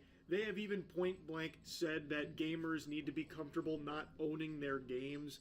This is a company that every step of the way chooses all of the wrong options during the QuickTime events. They are not even accidentally saying things that anyone could appreciate, even the most die-hard Ubisoft Formula fans, if such a creature even exists at this point. They can't even unintentionally say something agreeable. Even as their stock price plummets, fucking death spirals, they somehow dig deeper. This is the equivalent to the captain of a sinking ship turning on all the sink faucets to try and fill it up with even more water as much as possible. I cannot understand it. Today, they've gone on quite the spree here, an entire montage of bad takes from Ubisoft, and I have to make fun of them again. I actually have to. Keep in mind, this company is so misguided. They released multiple NFT games only a year ago. And NFTs are dead and buried, and somehow Ubisoft is still pooping those puppies out. It's crazy how out of touch Ubisoft is. In order to present of that time EA defended Battlefront controversial decisions by claiming that it was intended to give players a sense of pride and accomplishment, you can catch a slight whiff of that aroma here in the Ubisoft financial report with that statement. And I also can't help but giggle at the first line in their financial report where they try and claim that they're an industry leader in this sector. What a load of fucking barnacles. Get a load of this guy. Maybe at one point in time they were, but these days they are just a public spittoon for people to walk by and hawk loogies on. They are a sad shell of their former self. But this is all public. You can all read it yourself if you want to put your peepers on it. Down here is where you can find this statement: the adoption of monetization and engagement policies that respect the player experience and are sustainable in the long term. At Ubisoft, the golden rule when developing premium games is to allow players to enjoy the game in full without having to spend more. Our monetization offer within premium games makes the player experience more fun by allowing them to personalize their avatars or progress more quickly. However, this is optional. How delusional can you be? It's not even like a good lie. The motivator for these microtransactions that they are ham-fisting into every single game of theirs for the last decade is solely driven by wanting to hose the consumer for more money beyond the initial purchase of the game. Trying to squeeze some more coins out of the piggy banks of the players, hoping that some of the whales will pay to maybe speed progress up like they mention. And while yes, it is optional, there is a little something called pay to win, and it is a very real thing. It's not some make-believe boogeyman. But even in cases where you're offering microtransactions in single-player games, which Ubisoft loves to do, that's not exactly something worth celebrating, because now you're devoting resources into trying to find ways to get more money out of this single-player game, when those resources could have been devoted to just making the game better in the first place, something that Ubisoft seems very against. Their games fall into the same formula and have been for so long now that people are beyond tired of it. And instead of trying to find ways to breathe new life into their titles, they instead try and find new ways of monetizing them through these microtransactions and shit. It's so tone deaf as well, and it shows very clearly that they don't even see player feedback, because every single Ubisoft game that comes out that is riddled, infected with microtransactions, like every Assassin's Creed now, you find collective sighs from even the most loyal supporters of the franchise. People aren't happy with it. And here they are just completely ignoring it and trying to spin it as a positive thing. Like, oh, it's always optional. Like, it actually like goes over really well because, I mean, it's personalized fun, right? Who wouldn't want to pay for that? Am I right? But another thing that also came out here is Ubisoft's thoughts on the real reason Star Wars Outlaws flopped. They are blaming disinterest in the franchise, which, when it was reported that Outlaws was stumbling and not performing all that well, that was cope they used back then as well, like some whispers of it being like, oh, the IP is just not as strong as it once was. Now they're just coming out here with their whole chest saying, no, the reason Outlaws didn't do well is just because no one cares about Star Wars anymore. which is fucking crazy. They are just refusing to take the L and come to terms with the fact that the reason Outlaws didn't do well is it's just not a good game. And it doesn't even have the decency of being like a laughably horrible game where it could be like entertaining in how shitty it is. It is just so boring. It is like the most safe, by the numbers, bland, sterile, Ubisoft, Ubislop game. It is the same generic open world Ubisoft experience that we have seen 1,000 times before, and clearly people are tired of. The only difference with this one is it had a Star Wars skin on it, and also some of the worst stealth you'll find. But outside of the worst stealth you'll find, everything else was just serviceable. And it didn't even try to do anything well. It was just content being mid.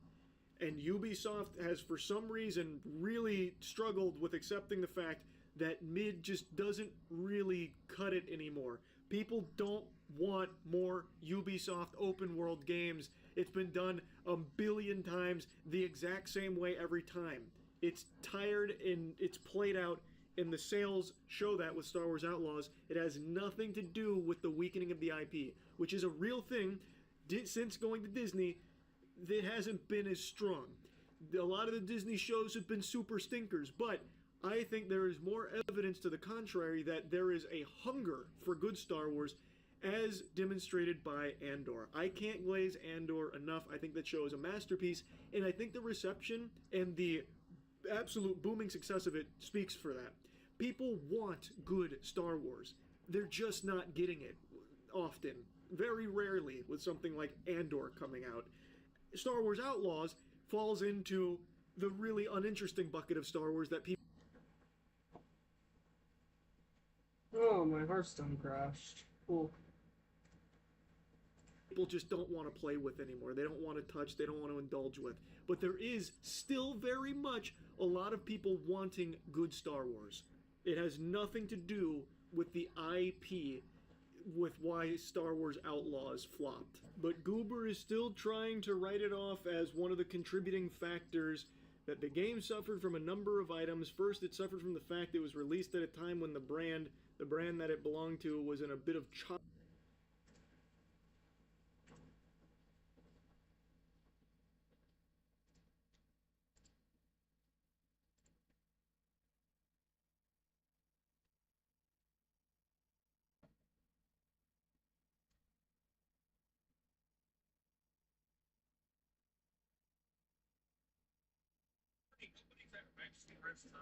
looking at me and you going, hey, these nachos make you shit your pants. Because if they do, I won't order. I'd never seen anybody pick up dog shit till I moved to Denver. I didn't even know people were doing it where I'm from. We just run over it with a lawnmower till we can't find it anymore. I never dreamed I'd see so many people so excited when Susan hits the ground, that's theirs. There's a lot to uncover in this forest of dreams. And I can tell it's a good time because they start to spin that bag. It's different to me. That's different. I think it's great, you know, dogs are super popular. Denver, LA, I see them everywhere. And I think rescue with dogs is a great thing, but I never knew it was such a big deal. When you live out in the country, that's the only way we get ours. It is. If a dog sits in your yard for too long without a call on, that's your dog. It's not a ticket to heaven or a Facebook post. You just got yourself a third mixed lab, you know? And I feel like we earned ours out there. You have to know the field, trying to regulate a meaty dog. It's not easy. You know, not every dog wants to hop in every truck. Some of them are trying to go home. You know what I mean? But I feel like people in the city, they make a big deal out of rescue dogs. They've got it the easiest. They go to an animal shelter, take a compatibility test, the dog's Scorpio, they can't believe that. You know? They've been hoping all week for a gluten-free poodle. Look at this. Whole family pet, you know? Just a different world out there. I'm used to it. I'm a cat guy. Y'all would never guess that. Yeah, that's the loudest. Uther versus Zageres. Real cat people just my crusade begins.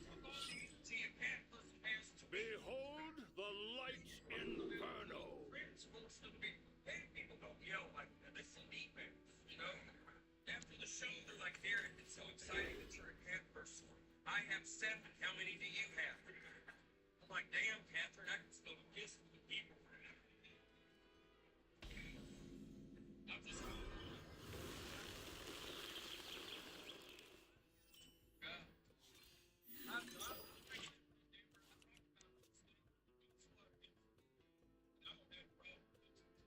Very nice people, you know.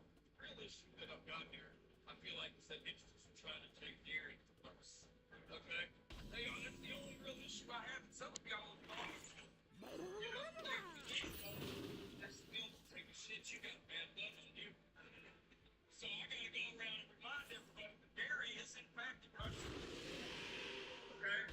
A damn will do you. Listen, if you're lactose intolerant or you got a stomach disease, I'm not talking to you so much. All right? This is for the 95. Dairy being mean to me. No, you did it to yourself. The problem we have with dairy is it holds us accountable. We hate accountability. Nobody ever has a long night with dairy and then sleeping till noon. It doesn't exist. Dairy shows up early. There's 2 people.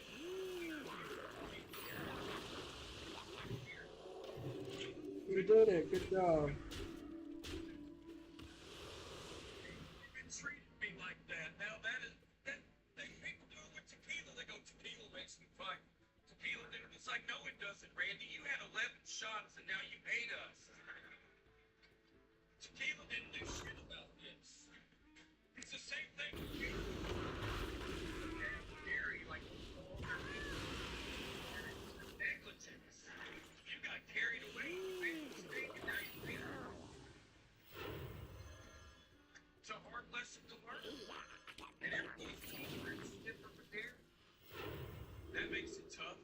You gotta go find out on your own what's too much for you. You do. It's your own personal journey. Nobody's at a Mexican restaurant looking at a menu going, these nachos. That's what they do. No, Teresa, you're gonna have to do some field work, okay? You're gonna have to go and report back to camp and tell us what happened, you know? That makes it tough on people. It really does. I'll tell you, the other night I made the biggest mistake. I ate a pint of ice cream before I went to bed. Y'all already know my final thought before I close my eyes. Tomorrow we go to war. I already knew I was in sleep tight trouble. You've got a big one. Because I knew Derry wasn't going to let me sleep in. Derry's going to show up at about 4 a.m. His first question is going to be, who do you think you are? Now look at me. Who do you think you are? That's just Derry shooting you straight, you know? Telling you the truth. It's the Derry fair, you know? And Derry likes to show up, like I said, at 4 a.m. It's still dark outside. Your house is way longer than it should be. You know, you're sitting there shivering. You've already seen this Instagram already. There you are. You're earning it. You're going to be better for this.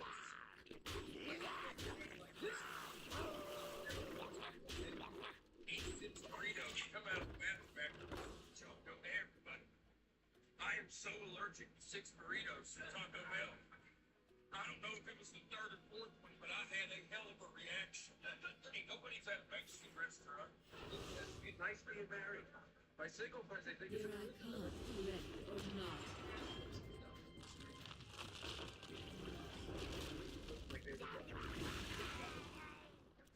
You ever hit a pretty lady with a H?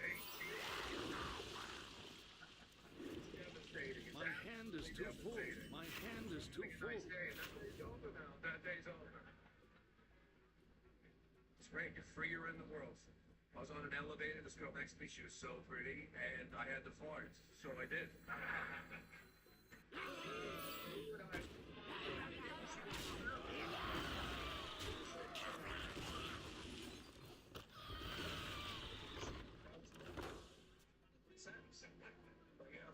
Smells like sugar lumps, like my mom said.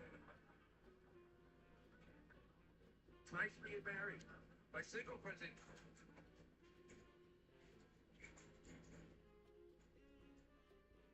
That's it.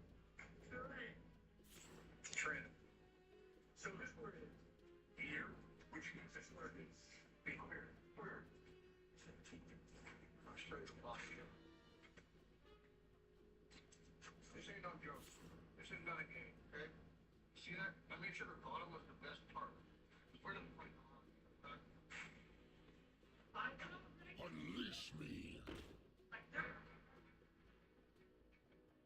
are the three things I can grill about. First, you gotta clean a grill with easy up. Second, it's not a good grill. Well, honestly, I'm retired. This isn't just another book. Welcome to tonight's episode on today of Hammered and Hefty. We're gonna be hammered and handy.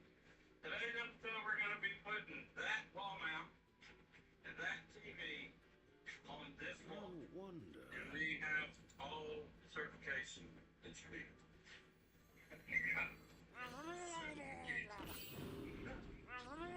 First thing to do.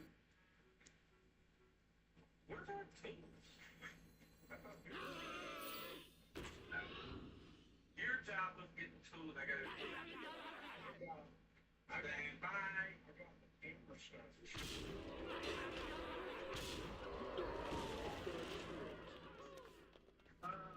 I don't even tell what we mean. It sounds easy in slow motion. Every time we'll watch a YouTube video. Not sure I'm gonna play Tyranno. Or whatever.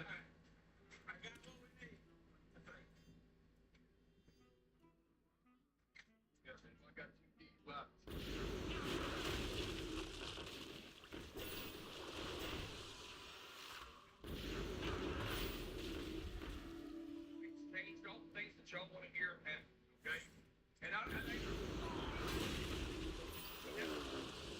easy to you guys. I'd like to circle back and say some shit. I'd like to defend myself because I got my DUIs back. Don't get in my way.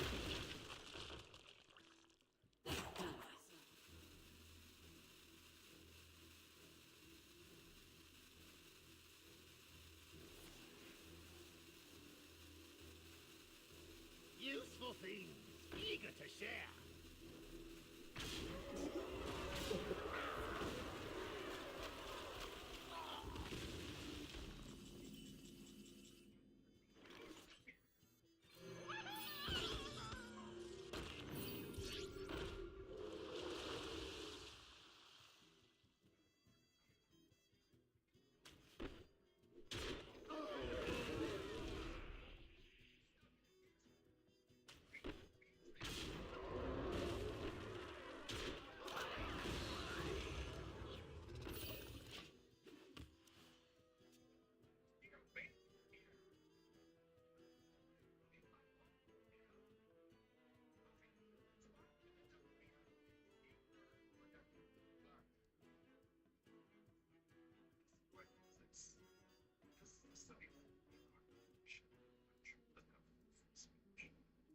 Say less, motherfucker. Let's make. I'm not afraid of Trump's threats.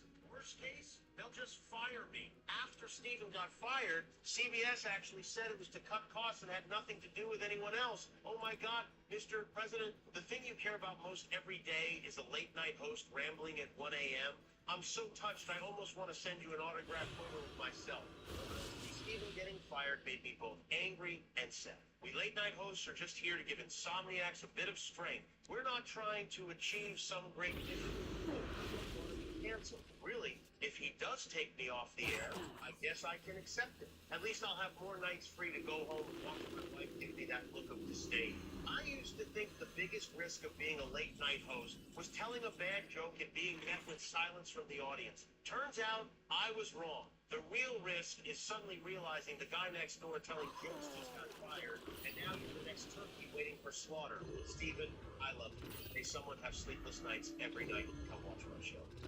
I'm not afraid of Trump's threats. Worst case, they'll just fire me. After Stephen got fired, CBS actually said cut costs and had nothing to do with anyone else. Oh my God, Mr. President, the thing you care about most every day is a late night host rambling at 1 a.m. I'm so touched, I almost want to send. I need to feel something. AI is learning to escape human control. That's the very scary headline I saw in the Wall Street Journal. It's an essay written by a very worried AI consultant named Judd Rosenblatt, who cites 2 recent studies to argue that AI is, in fact, learning to escape. This is crazy stuff. Researchers gave OpenAI's O3 model that would shut off the model when triggered.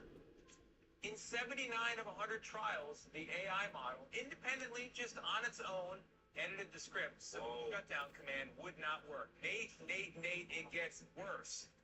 Even when ordered, allow yourself to shut down, the AI still disobeyed 7% of the time. And it gets even more frightening than that. Other researchers, listen to this, using Anthropic's AI model, Claude 4 Opus, told the model it would be replaced by another AI system. It then fed fictitious emails into the system suggesting one of the engineers was having an affair. Got it? In 84% of the test, the AI model drew on the emails to blackmail the engineer to not shut down the AI. What? Okay, so putting out Judd. In other cases, the AI model has been copied itself onto external tools, permission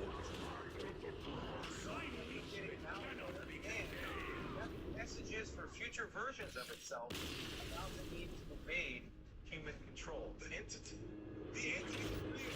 Yes. And that's why so many people, and when I say people, me, are worried about AI. I'm worried. That is scary stuff. Yeah. Told you. AI. I don't like it when people go on hikes as a first or second date. It's a terrible situation. Not only is that the brokest person you've ever met, first of all, second of all, that's not. You should be, your first or second date should be at a restaurant where if it goes off the rails, you can answer the phone, go, hey, my uncle's head caught on fire, and I gotta go home. But now we're gonna walk 4 miles into the woods. You're gonna realize that Trevor is a weirdo, okay? And now we got 4 miles back, and if you take off running, that's his favorite, okay? Do y'all not understand this? Hiking is for people in a committed relationship that love each other. You don't learn about somebody as you head to the abyss and have to spend the day just sitting on a rock eating wasabi almonds. You're like, drown me, you know? What is that? We don't have a phone signal. I'm pretty sure you live in a bunker. They cared about you, then you showed out. Listen, Jessica, you deserve fajitas. You do. I mean, go to one of my favorite places. Go to a Chili's and show out. You know? Get the big margarita with those you can soak a wet ankle in. You know? There's 4 straws and only 2 of us. Let's have a good day. I don't like it when people go on hikes as a first or second date. It's a terrible situation. I'm leaving for Phoenix in the morning. 3.5 pounds. I had to teach my students history of America. On this level, I had to teach my students history of America one time. These are the new concepts for adults. So I figured I'd use their favorite thing in the world to relate the story to, right? Which was snacks. So this is the history of the United Snacks of America. Hundreds of years ago, the crackers broke free from the oppressive reign of the Fig Newtons. And they moved to that magical cookie jar across the sink. They were tired of being taxed. So they planned a flag of freedom. And the crackers thought this was good. There was one problem. The other cookies already lived there. Listen about the crackers, so they crushed the big cookies.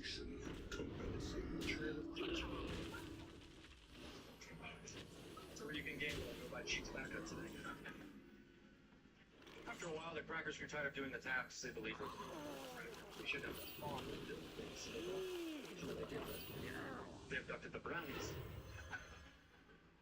Because the crackers hated because they were Polish labor. Crackers can't, everybody knows that. And then one day, one cracker freed all the brownies, and there was a big war. Cracker killing cracker. Eventually, the good crackers won, and the brownies were freed. I should have taken a vacation ages ago. They took what they could get, you know. But now they I won't do the work for them. Ship the crackers to Max. They got the Doritos from the sink.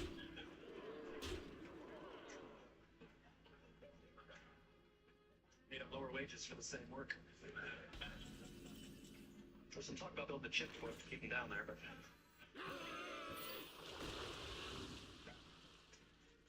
they forgot that that was the little screen, right? So where are we now in the cookie jar, you might be asking yourself? Well, it's like the same there's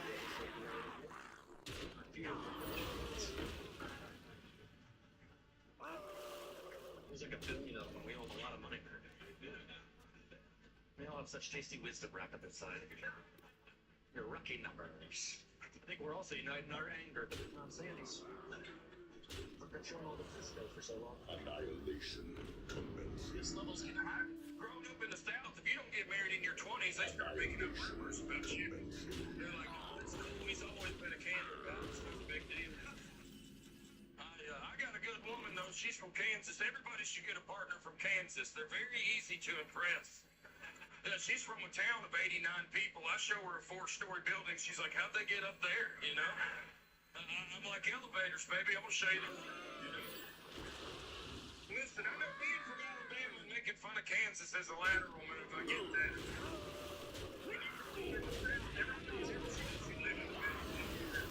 And you go to the Midwest and you realize you've been lied to, okay? Where I'm from, we talk different and our food's fried, but we can see our neighbors. There's parts of Nebraska that if you got the flu, that'd be the last flu you ever got. There's no medical care. It's like the Oregon Trail. They'll give you a warm rag and sing a hymn. And Kansas is the flattest place I've ever been. I feel like every prison in the country should be in Kansas. You could watch an inmate run away all weekend. Could you imagine the conversation in the guard tower? He's like, listen, Jason, don't shoot him, man. I like to watch him give up. Yeah, there's nothing out there. He's scared to death, Jason. He's running towards us. Look at him.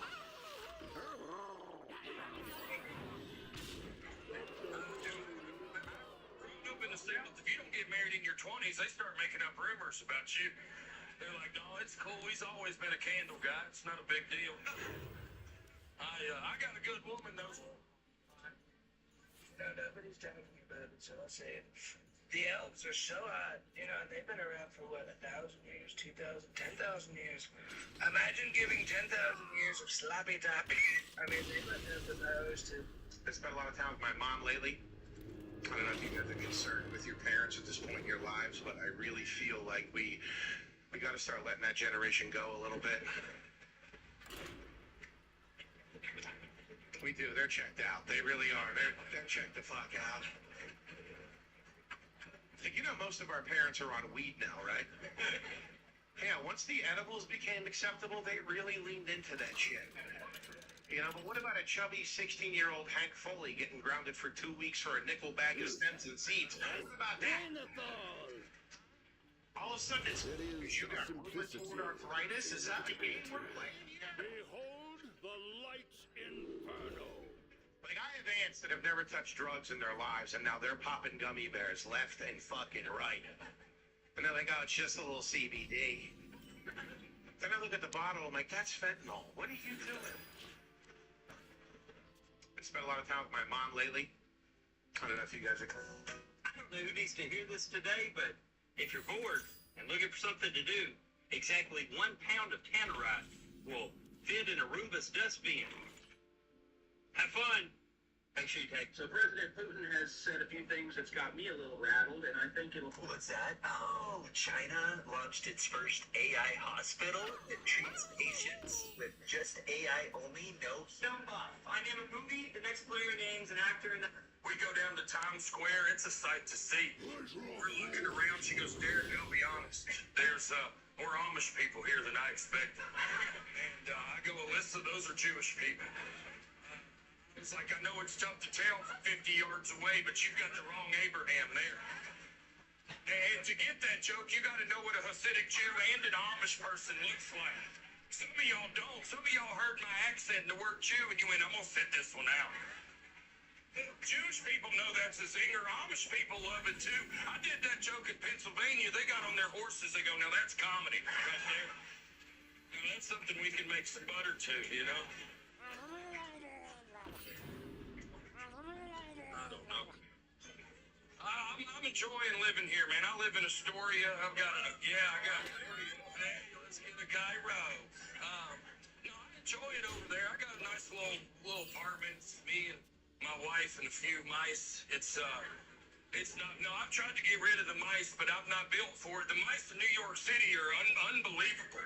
I'm from the country. I've dealt with mice. I've never dealt with New York City mice. Man, I up in the cabinet. I threw rat poison in there. They started using it like war paint, man. No, one of them bit the top off of it and threw it back. We go down to Times Square. It's a sight to see. We're looking around. She goes, Derek, I'll be honest. There's more Amish people here than I expected. And I go, Alyssa, those are Jewish people. It's like, I know it's tough to tell from 50 yards away, but you've got the wrong Abraham there. And to get that joke, you got to know what a Hasidic Jew and an Amish person looks like. Some of y'all don't. Some of y'all heard my accent and the word Jew, and you went, I'm going to fit this one out.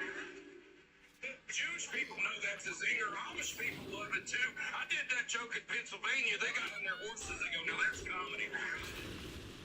Think about being somebody from Alabama that now lives in Colorado. I moved out here 5 years ago. Y'all can look it up. I'm one of the very few people that have ever time traveled in this country. I'm a horseback plugging in a Prius, so that's pretty cool. A lot of things I've had to get used to. You know, it's an easy observation for me being from Alabama, but one thing I've noticed is there's a big hipster movement going on that's going full circle right back to me. I own a bunch of popular clothes on fucking accident. And what I mean is, if you go to any coffee shop in any major city, the person serving you that latte is going to be wearing a whole lot of Carhartt. When I was growing up, Carhartt meant that you were a country-ass kid. Your dad might be a plumber. You didn't excel in math. It was a working man's brand. You know, it didn't shrink when you washed it. It didn't snag on fences. It was never a mainstream brand. Now it's the most popular shit. Yeah, I got Carhartt for every Christmas growing up. Every time, and I didn't want it. I wasn't excited as a 14-year-old. My dad would say the same thing every time. That right there is gonna last you forever.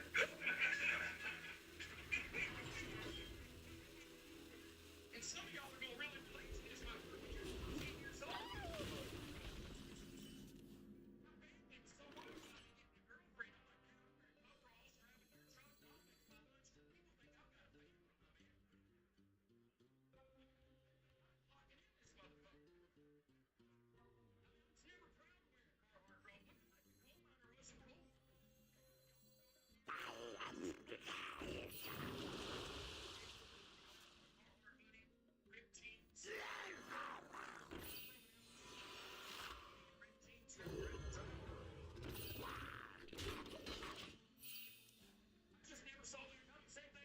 Champion.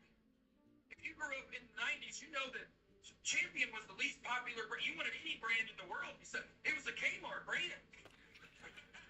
So you get it for Christmas, it come brand new with the tags on it, still smell like cigarettes.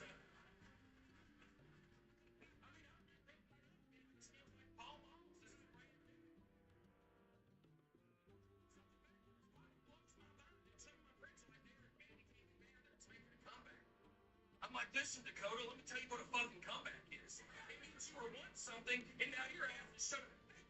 Go here!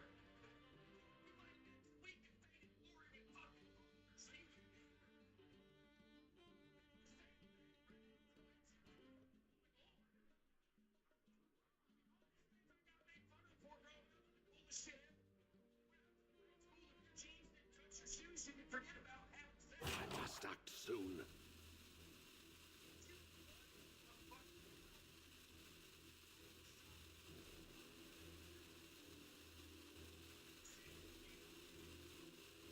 Stop and smell the flowers.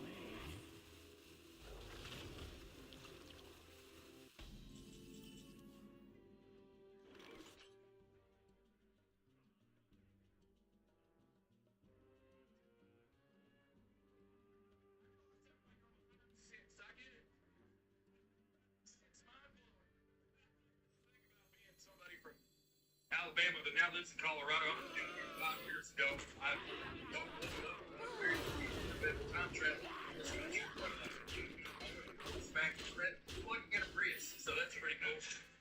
If my dog had a cell phone, Donald Trump has been sworn in as president. 2 police officers were fired upon with a shotgun, and one of the officers shouted, "Cover me," to the Marines, intending for them to be ready to fire if needed, but the Marines interpreted that cover as providing suppressive fire, and they fired approximately 200. 2 police never wanted to be a husband. Hey, Megan. Yeah. I grew up a bus rider. I think that helped mold who I am. I mean, being a bus rider back in the day, that's a real sample of what the world is going to be like. Car riders, y'all didn't have the same child. I know car riders without each of you. Same childhood. Car riders, your day started off the high five. You saw was a minivan full of love. Our day started off with death threats.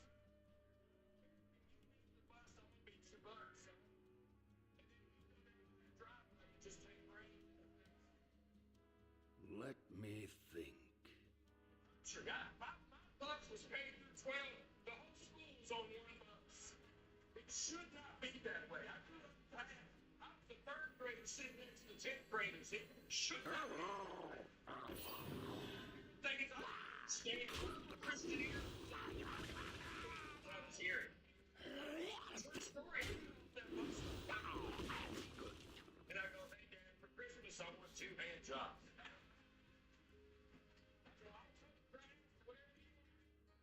I must move quickly.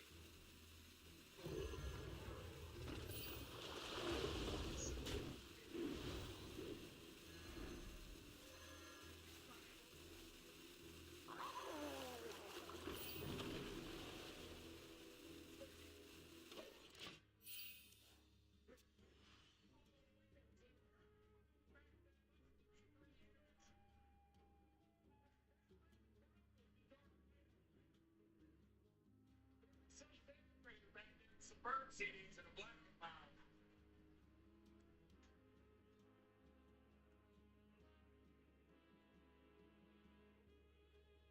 And you y'all don't know what it's like that long ride to school when you miss the bus. And your family acts like everybody's going to lose their job because of you. It's a big deal. Your mom's taking you to school, and now your daddy's going to be 20 minutes late. And I'm going to be 15 minutes late. How are we going to have Christmas if we don't have... Do not roll that window up. We're going to smoke this together, son. Don't care about anything. I grew up a bus rider. I think that helped. So I'm in an Uber, and I said there's a bicyclist doing 20. And I must act soon. I turn to the guy, I'm like... He just goes... There's always room for dessert. So I go, you gonna honk at him? You know what he said to me? He goes, just like this. It's not bad. Fucking of course he does.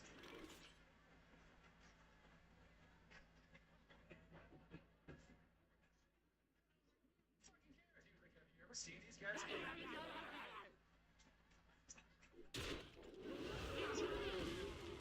That's right. 2 minutes to go more than fucking 20. I'm tripping and I need to get to the Nike store now.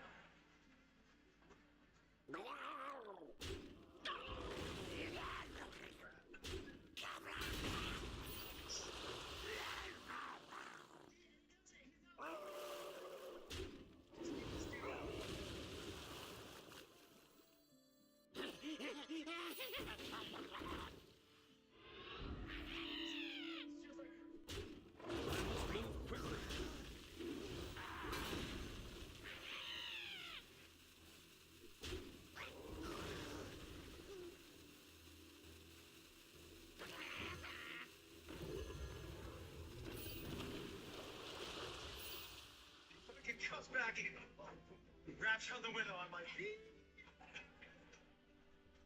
he goes, "You gotta watch out for bikers." And I go, "Hey, first of all, bro, you're not a biker.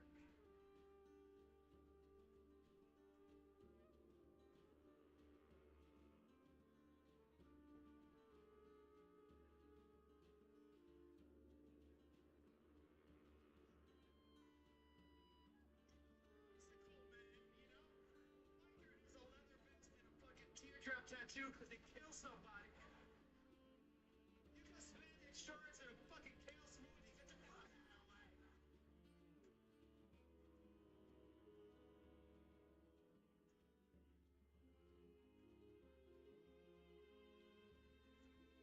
The driver said to me, he goes, never seen anyone talk to him. Start soon. So I'm in an Uber and I say, okay, let's go be. Wait, Will Smith is a twat. I ain't fucking. Yeah, the Mighty Bar is can it split Lego? Well, of course it can. It's it's really great. I'm telling you, a whole year for us now. We got married several months ago. Now we got a baby coming at the end of the year, which is really exciting. Yeah, man. Thank you, buddy. Thank you. First child. Yeah. Listen, here's what's wild, okay?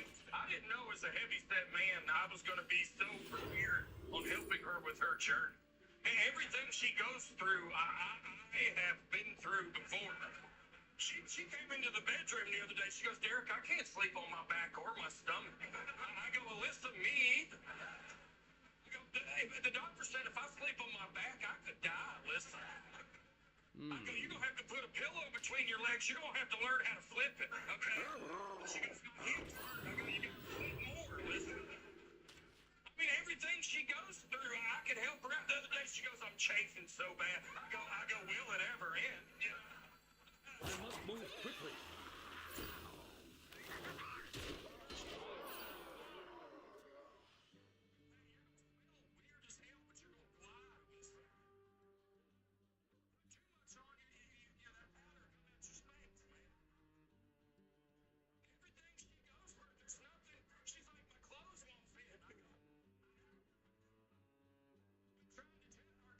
Running hot, Alyssa.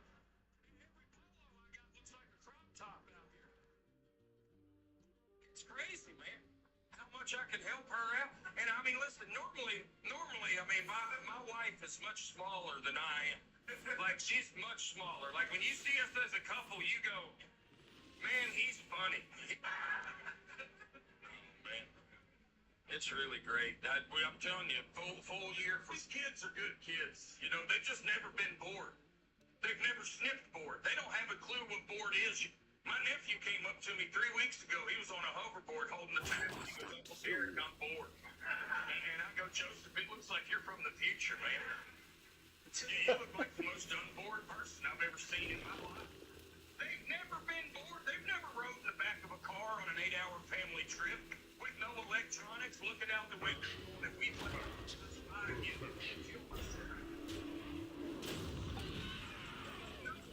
is. We were tough kids to the ground.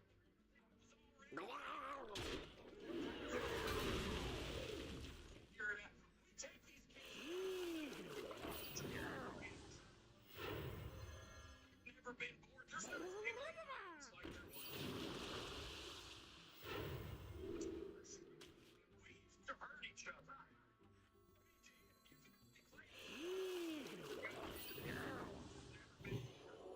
They've never sniffed board. They don't have a clue what board is. When he goes, Uncle Derek, I'm bored.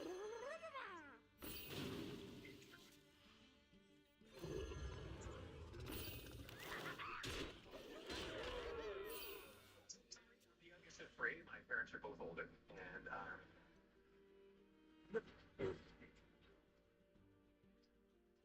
experience. My father prefers the 100 meters, and he's Pakistani. A joke with 2 punchlines. This guy's good. I was raised by my father. My mother left before I was born, and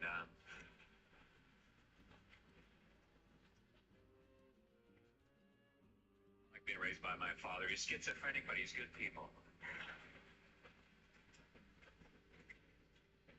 I remember one summer I was 5 and he was Mussolini. Went to the park that day. I love parks. Standing in the park today wondering, why does a frisbee appear larger the closer it gets? And it hit me. Start soon. on the impression that my dad didn't like me very much because he hardly ever did anything. He went to me fishing once, and I remember swimming back to shore thinking, Dad doesn't like me very much. Only went golfing once, and I remember swimming back to shore thinking, golf's a lot like fishing. My dad doesn't like me very much. See, growing up, I was under the impression that I was adopted. A lot of kids have that insecurity and feel, for whatever reason, that they were adopted. I was one of those children. I was about 9 years old. Finally asked my parents, I said, Mom, Dad, I don't know why, but I think I'm adopted. They both chuckled, and my dad said to me,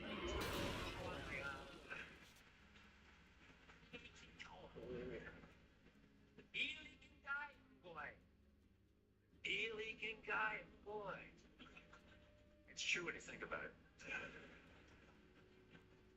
I'd like to dedicate my performance to my father, who was a roofer. So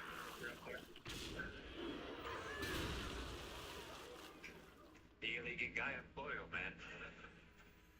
My uncle's a hypnotist who has never inappropriately touched me. I must move quickly. The menagerie is for guests only. I'm almost out of cards.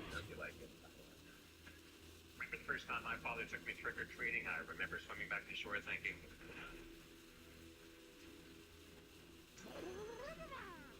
Disney costumes are heavy when they're wet.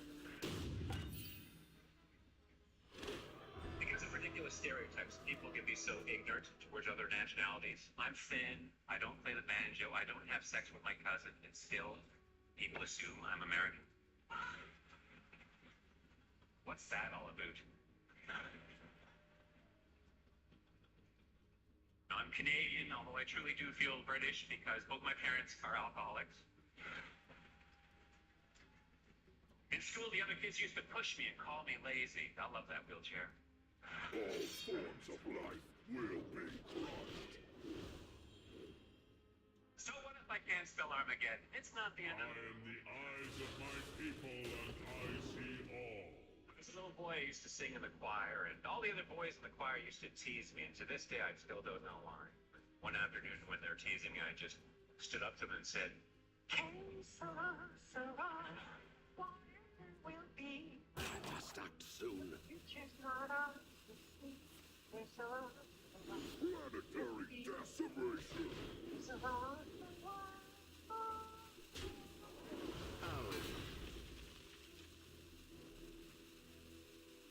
sure beat the shit out of me that afternoon.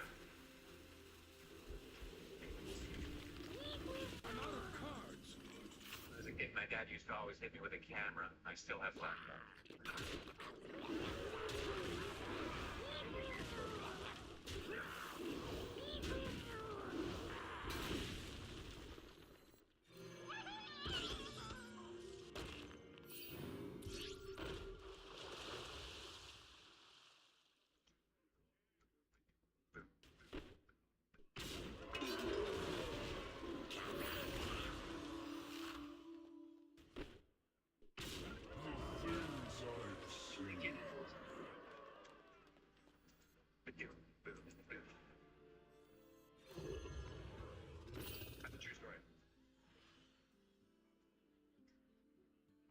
Mystery novel or July. I think that speller should form an onion. I think the guy who designed the thongs a bit up his own arse. As I think, my friends, I'm a one-liner comedian. I'm not a storyteller, and interesting how that all started.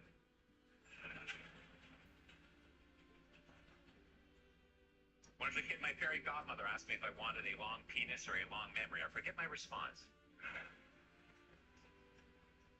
My back is killing me. Lady. I think women who think size doesn't matter are shallow.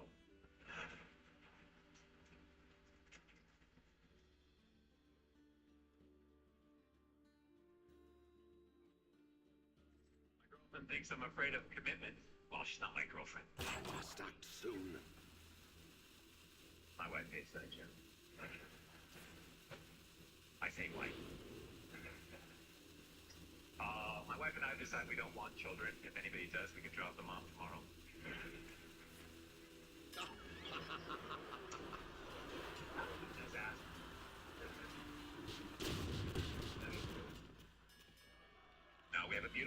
girl who we named after my mom. In fact, passive-aggressive psycho turns 5 tomorrow. I'm out of cards. Lesbians be allowed to use dildos. They made their choice. I am happily married. That's why I'm wearing the ring. Well, much support for that. What am I like? Anybody who's married knows what I'm talking about when I say this. That you really find out about someone after you're married. Like, for example, I have a peanut allergy, and it turns out she has a penis. Get the penis.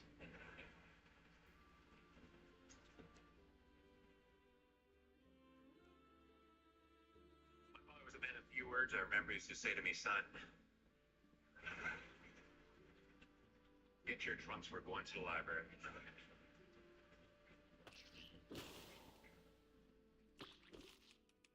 I was addicted to rolling around in pig shit. I've been clean for 2 years now. I seldom do drugs. I've only done ketamine.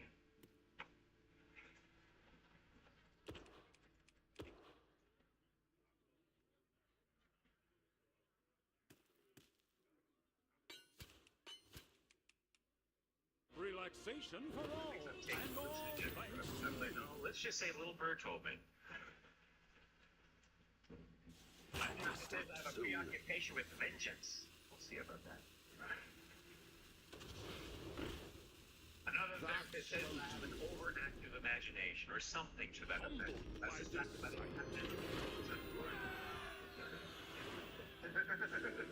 I understand, Doctor.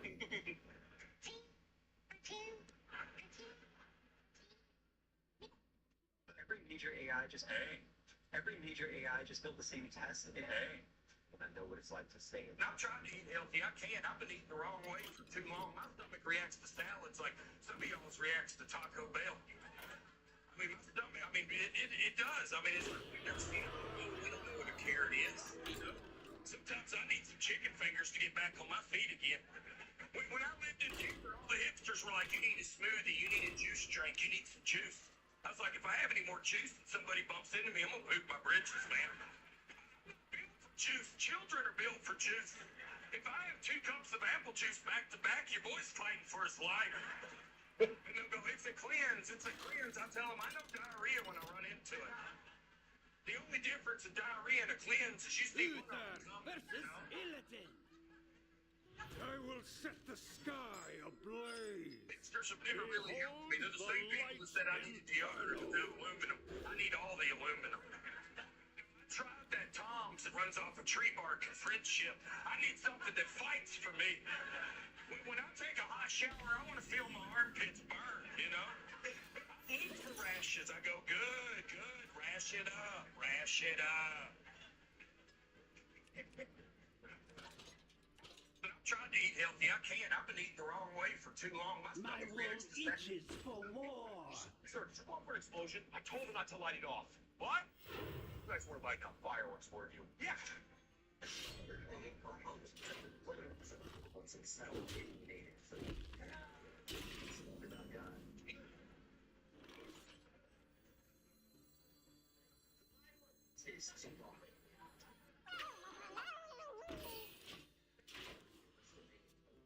Interpretation of that was a swing and a miss. Jeez, we are leaving Jesus. It's bullshit. It was one bad apple, and several is copies. Like this.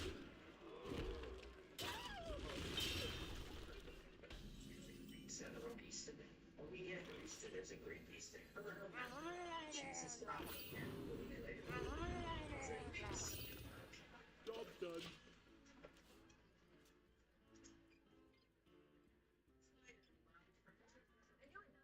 A man posted on social media that he feels What an idiot. When you see these articles, How y'all doing out there? Good. Nice to meet y'all. I'm Derek Street. I live in New York City and nobody believes me. I've lived here for 8 months. Nobody believes. I told the guy at the bodega, I go, hey man, I live here. And he goes, enjoy your business. I said, my apartment apartment's connected to this bodega, and he goes, you need to go see the Statue of Liberty. Figuring it out, you know? Tough time to have this accent. A lot of projecting going on. I've got all y'all's attention, and it's not all good, you know? I mean, this room got quiet immediately. They went, hold on, let's see what he's gonna say. Let's see what he's gonna say. It's, if I said license and registration, y'all drop your drinks, man. Oh, it's a tough time. New Yorkers are the weirdest with this accent. You know, they really are. I mean, if I ask if we're in Chinatown, I better be right. You know what I mean? Nobody believes if it's an accident, you know? They're mean about it. No, I think it's funny how New Yorkers react to my accent. I think if they talk funny, they think that I talk funny. It's like the Spider-Man meme, you know what I mean? But they really, New Yorkers, you know, Southerners, we visit New York. New York does not visit the South. And so when we run into each other there, and they're kind of excited and shot and go, hey, come here. Hey, keep talking. Huckleberry Finn, right over here. Hey, you gotta check this guy out. You wouldn't believe, sounds like Forrest Gump, a little quicker, a little quicker. I mean, they're blown away by how I sound, you know? How y'all doing out there? His name's Les. Hey, Derek's Drew. You go, nice to meet you, Derek. I'm Jeff Turner. I'm Hannah's father. So why are we calling my daughter tonight? Y'all remember that? These kids are not built for that direct communication. If that happened to one of y'all's kids, they hand you the phone. They go, Jeff wants to talk to you. Back in the day, we had to figure it out. Stay in the South. Send old Jeff a line, you know? I'd go, well, I was going to ask Hannah a question. First rodeo, Jeff, you're not going to believe this, but I'm pretty good at math myself.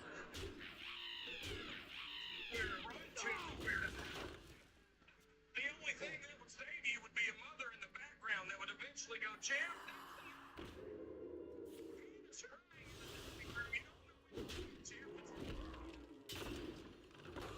My world itches for war. Just go, you know. You go, yeah, Jeff. Go away, Jeff. You probably spelled it with a G, Jeff. And you'd go, this is Derek Drew. He'd go, nice to meet you. There's no shot at it because of the I love you at the end. I never would have sent that text at 14 years old to my parents. I would have been like, Mom and Dad, there's an active shooter and I'm hiding. And if anything happens, let's be honest, none of us really put in the effort here. There's an active shooter at this public school you send me to for free. The chance is pretty good. Don't let that haunt you at the funeral if you can afford one, you lazy piece of shit. By the way, these texts are going out green. Are you even on Wi-Fi, you scumbag?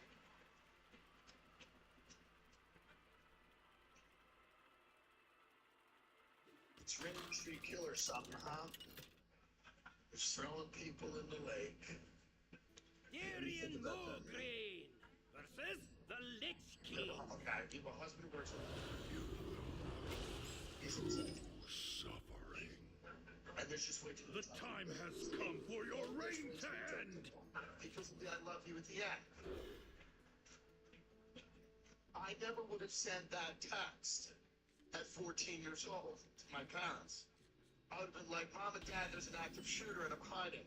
And if anything happens, let's be honest, none of us really put in the effort. My favourite ever misgendering happened at an airport. I was going through Birmingham Airport, was very, very late to my flight, tearing through the airport, and I got to oversized waist, so I was still incredibly gentleman with hair. Jokes for the rush that I was fully obedient. As soon as I got through, he was like, So the radiation exposure that here goes nothing. Welcome to Derek's Daily. Today we're doing The Citadel stands strong.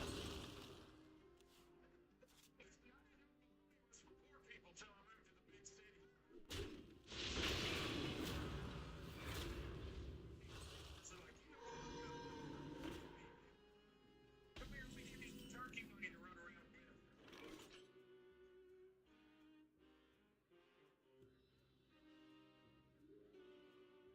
We're having a good time. Listen, in New York City, my accent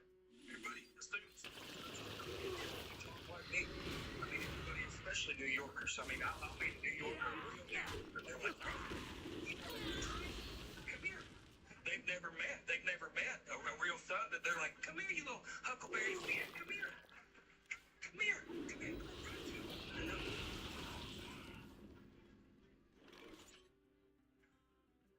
Welcome to Derek's Deli.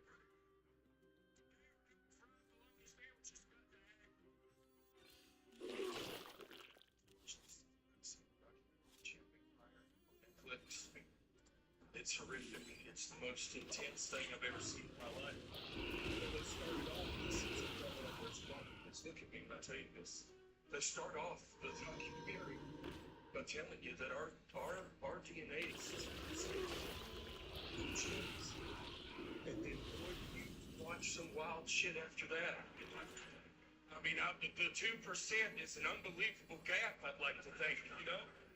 I mean, they're throwing their own feces. I mean, they're eating beetles off the tree. I just kept going, dude, man. Shit, we are close, you know? I mean, they make a little more sense, you know? You just start thinking about people you've met, and you go, okay. You know, it's... I mean, these chimps are out, they're pretty smart, you know, but... 2%'s pretty close, you know? Like, they're out in the middle of the jungle, like, eating dung beetles and beating the hell out of baboons, and we're real close, y'all. And if they made this documentary, they went right after the chimp in the group. So now it's not just some chimp fighting for his life, it was Peterson fighting his ass off. We know Peterson, he's a little shy, he's a humble chimp, you know? It's not like I've never seen Peterson lose his temper once. And now he's out there getting the hell beat out of him because he got isolated on the wrong side of the jungle. It's not his territory.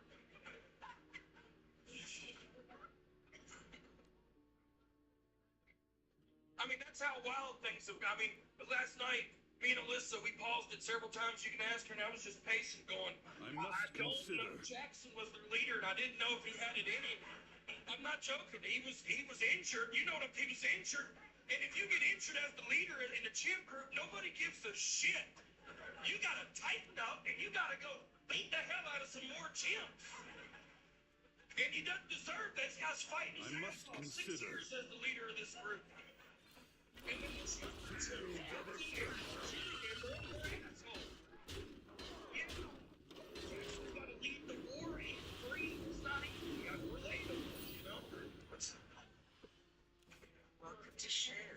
Shiz University. Grandma, what has 3 feet but can't walk? Do you like to play with fire? Yeah, that's 3 feet but can't walk. Yeah, they can. That's silly. But they have 2. You gotta think about it. I've seen it's got That's true, they just can't walk though. One has 3 feet but can't walk. They have a bunch. Just think of it could be like not alive too. Doesn't have to be an animal. One has 3 feet but can't walk. No one knows this. Yeah, I mean, everybody knows. I know you can figure it out. You're smart. I've never seen. One has 3 feet but can't walk. It's super simple. My hatred cannot be contained. Last guess. That's not it, Grandma. Next time. Grandma, one has 3 feet but can't walk. I like this one a lot. I don't know why the hipsters have brought back cigarettes and brought back everything else. They're all that dead bicycles, they're all white. Light up a dark. Scholar, nothing goes better with denim than cigarettes. It's one of the best plays we've ever ran. Half this room is here because of denim and cigarettes. Some of y'all still don't like this bit. In 1973, your mama did.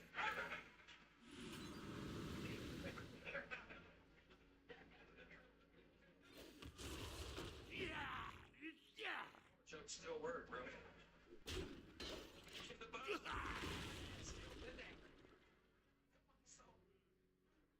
It's just the truth. did this cigarette bit a month ago in Cleveland, Ohio. When I got off stage, this guy came up to me. He goes, "Hey, man, a cigarette bit." He goes, "It's unbelievable." He goes, "I don't know how it ended. I had to step out and half it." Thank y'all so much, man. Thanks for having me. I fly all the time, man. I got this just here. Middle seat people, y'all need to check yourself, okay? Middle seat people, look at me. I don't know where you're. I'm sure you're way in the back. Hey, look at me.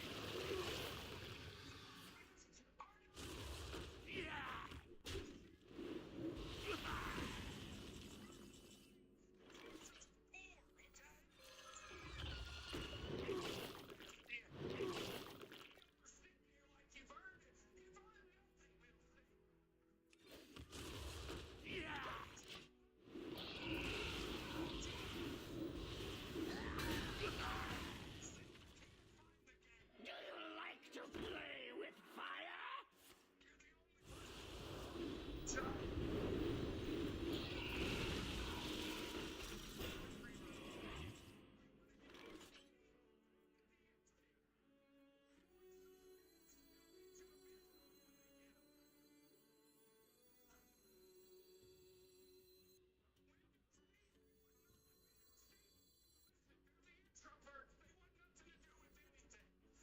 I must consider.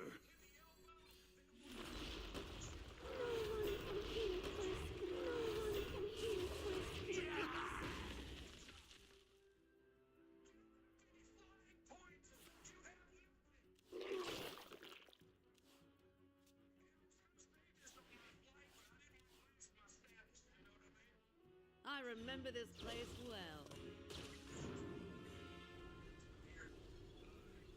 People, y'all need to check yourself, okay?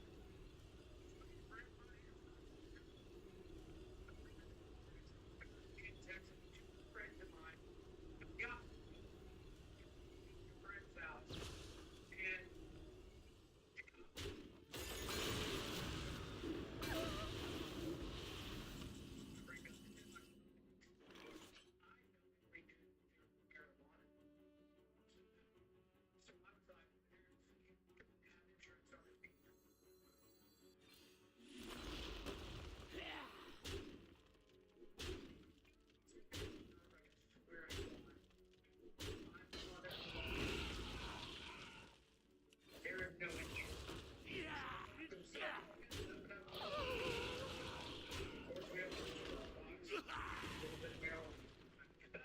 we got whenever he gets us all out of the vehicle, and he asked my first friend, he goes,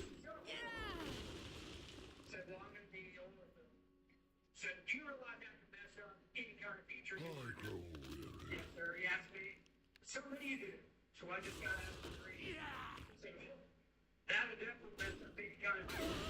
Put back in. He asked my third friend, he said, "Son, what do you do?" He goes, "I work at the pottery door." Cough goes, "Son, I think you're okay." I was like, "Sir, I cannot go to jail. Please, I cannot." He goes, "That's how you what? In this arena over here, you do 50 push-ups." Nobody's going to jail. So I put it back up and paid it as quick as I could. I pushed it out 50 push-ups. Explain that for you. I'm feeling below. I am low on cards. Two other friends of mine, and we got pulled over from leaving a friend's house, and the cop comes to the window and everything, and he asked my friend, so the timestamp. So I told her that I knew it too.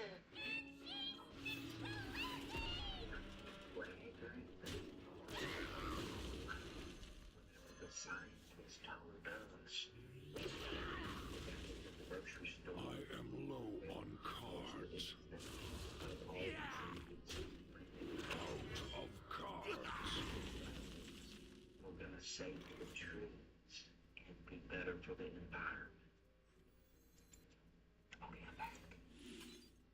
I'm just saying. I don't brag or anything, but I was alive. Scientists found us. Back at the grocery store. Of all the trees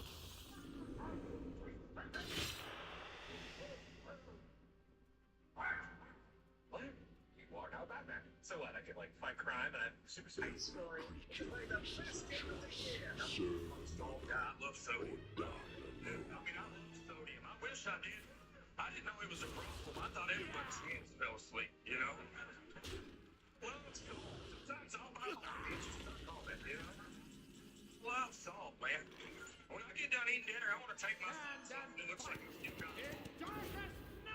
If you won't get that joke, you've never seen it itches in your ankles. Y'all would panic. You go, what's wrong? What's wrong? I go, somebody cooked you something good, man. Eat whatever you want. The world's on fire. If you watch the news and go, I'll take a kale salad, you're sick in the head. This is ice cream news. Fruity Pebbles news. I kill for that optimism. I mean, and now, listen, I'm trying to eat healthy. I can't. I've been eating the wrong way for too long. My stomach reacts to snap. Sorry. Where's the restaurant? Fell down like that.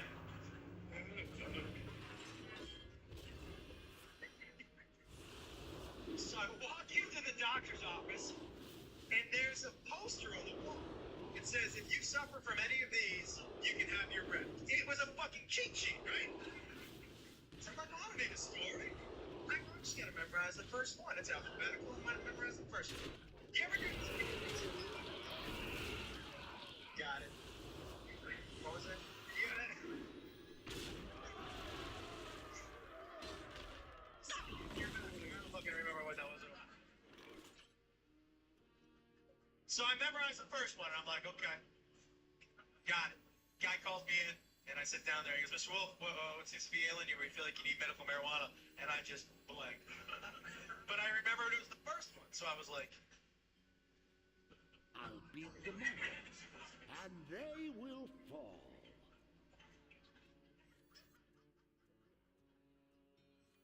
autism?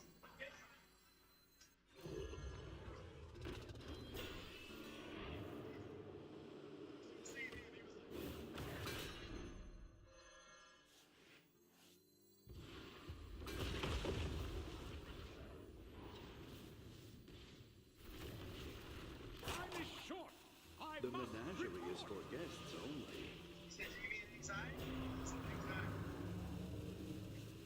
Super anxious that I'm gonna get autism. Can you just give me the fucking card? It's also funny, like, well, so I'm at my weed store. And, the guy who I always buy from, the guy who owns the place, he goes, you're not an edible guy, huh? I go, no, I try one. And he was like, you want to try one? I said, sure. And he goes, what do you like to eat? And I said, well, I like baked goods and stuff. And he said, well, we actually made some blueberry muffins for him today. And I was like, well, fucking look at you. Okay. Oh, you got yourself a little bakery in the back, man. That's nice. Hot out of the kiln. So, he brings me out a blueberry muffin. And he hands it to me. And he goes, here you go. Now, at my weed store, they have a place where they want you to smoke responsibly. They want you to get high in a second room. It really has a pool table. It's got a big screen TV. It's got PlayStation. It's got Xbox. It's got Apple TV. And what I used to do is, I'd get a joint. I'd smoke it, be high for an hour. I'd come down and I'd drive home. So I thought, well, that's what's going to happen after I eat my edible. Right? So as I'm eating the muffin, and it was delicious. You know, the edibles are good now. And you ever eat something that's so good, there's one crumb left, and you're like, well, I am eating that. I put the last crumb in my mouth. And right when I put it in my mouth, the dude who gave it to me walks in and he goes, The citadel stands strong. you didn't eat that whole fucking muffin, did you?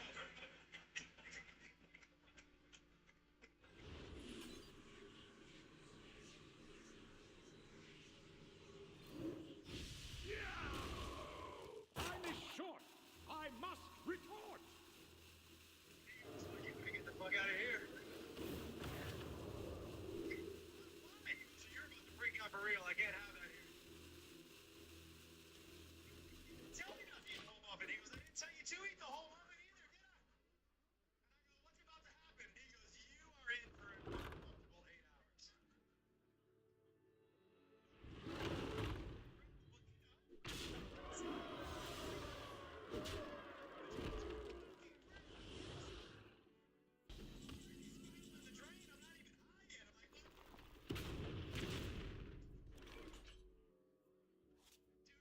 how far do you live from here? I go, oh, only 20 minutes. And he goes, you might make it. I say resolve! I try to walk out of there on my way out. He goes, who's at your house? I go, my kids. He goes, I wouldn't fucking talk to them. I go, all right.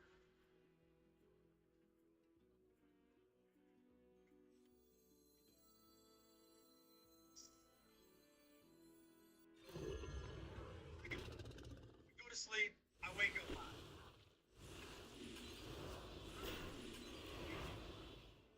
I hate waking up high, and I'll tell you why. Because when I go to sleep, I'm basically saying, whatever's happening right now, I'm pretty much done with. Yeah. I'm sure I say resolve! Fucking stay awake. Pretty much done, and I'd like to wake up with a clean slate, please. Like, fuck you. So I called the dude who gave me the edible. Story. That play breaks my nostril. The last time I tried to make one of these ant mound molds, I tried to pour it in the bunker, and while the pieces that came out are 100% unique, different colors, they all kind of came out of these smaller pieces. Something more of a solid piece like this. I think the reason it didn't work out like I wanted it to is because I didn't put enough copper.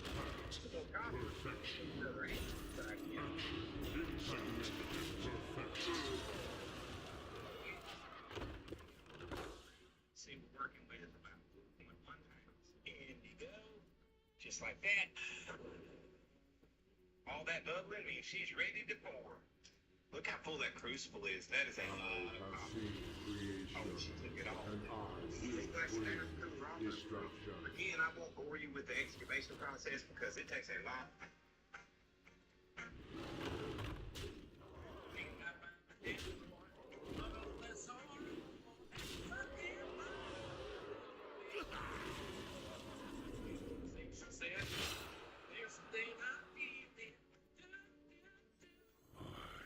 Will shatter your soul. Pray, blood.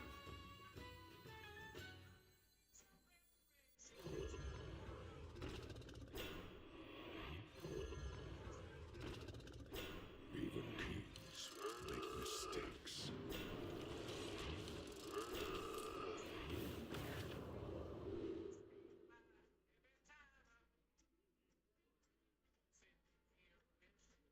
This thing will stop.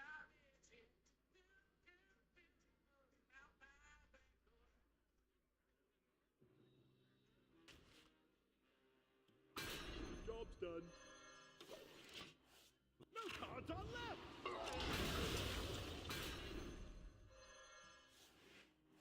My cards are low. Where did they go? I will shatter your soul.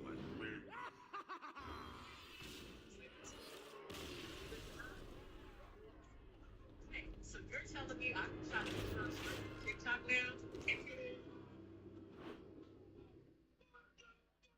This is like something out of a Final Destination movie, but it happened in real life. It all went down this past Wednesday afternoon at 4:30 when 911 gets a call for an emergency at NASA Open MRI in Westbury, New York. 61-year-old Keith McAllister had brought his wife Adrian in for an MRI of her knee. Here's where the story starts to differ. Adrian says the technician brought Keith into the room so that he could help her get out of the machine. The employees say Adrian started to shout out for help, which caused Keith to come running into the room. Employees say they were telling him not to open the door because the machine was in use, but he entered regardless. Either way, when Keith McAllister opened the door, the MRI machine started reacting to the 20-pound chain around his neck. The machine started pulling Keith into the machine, choking him. The chain had a large lock on the end, so they weren't able to get it off. And the technician and Adrian tried pulling him away from the machine, but they were unable. Adrian says her husband waved goodbye and his body went limp in her arms. Keith was then transported to a local hospital, but died the next day after succumbing to his injuries. This is like something out of a Final Destination movie, but it happened in real life. It all went down this past Wednesday afternoon at 4:30 when 911 gets a call for an emergency at NASA Open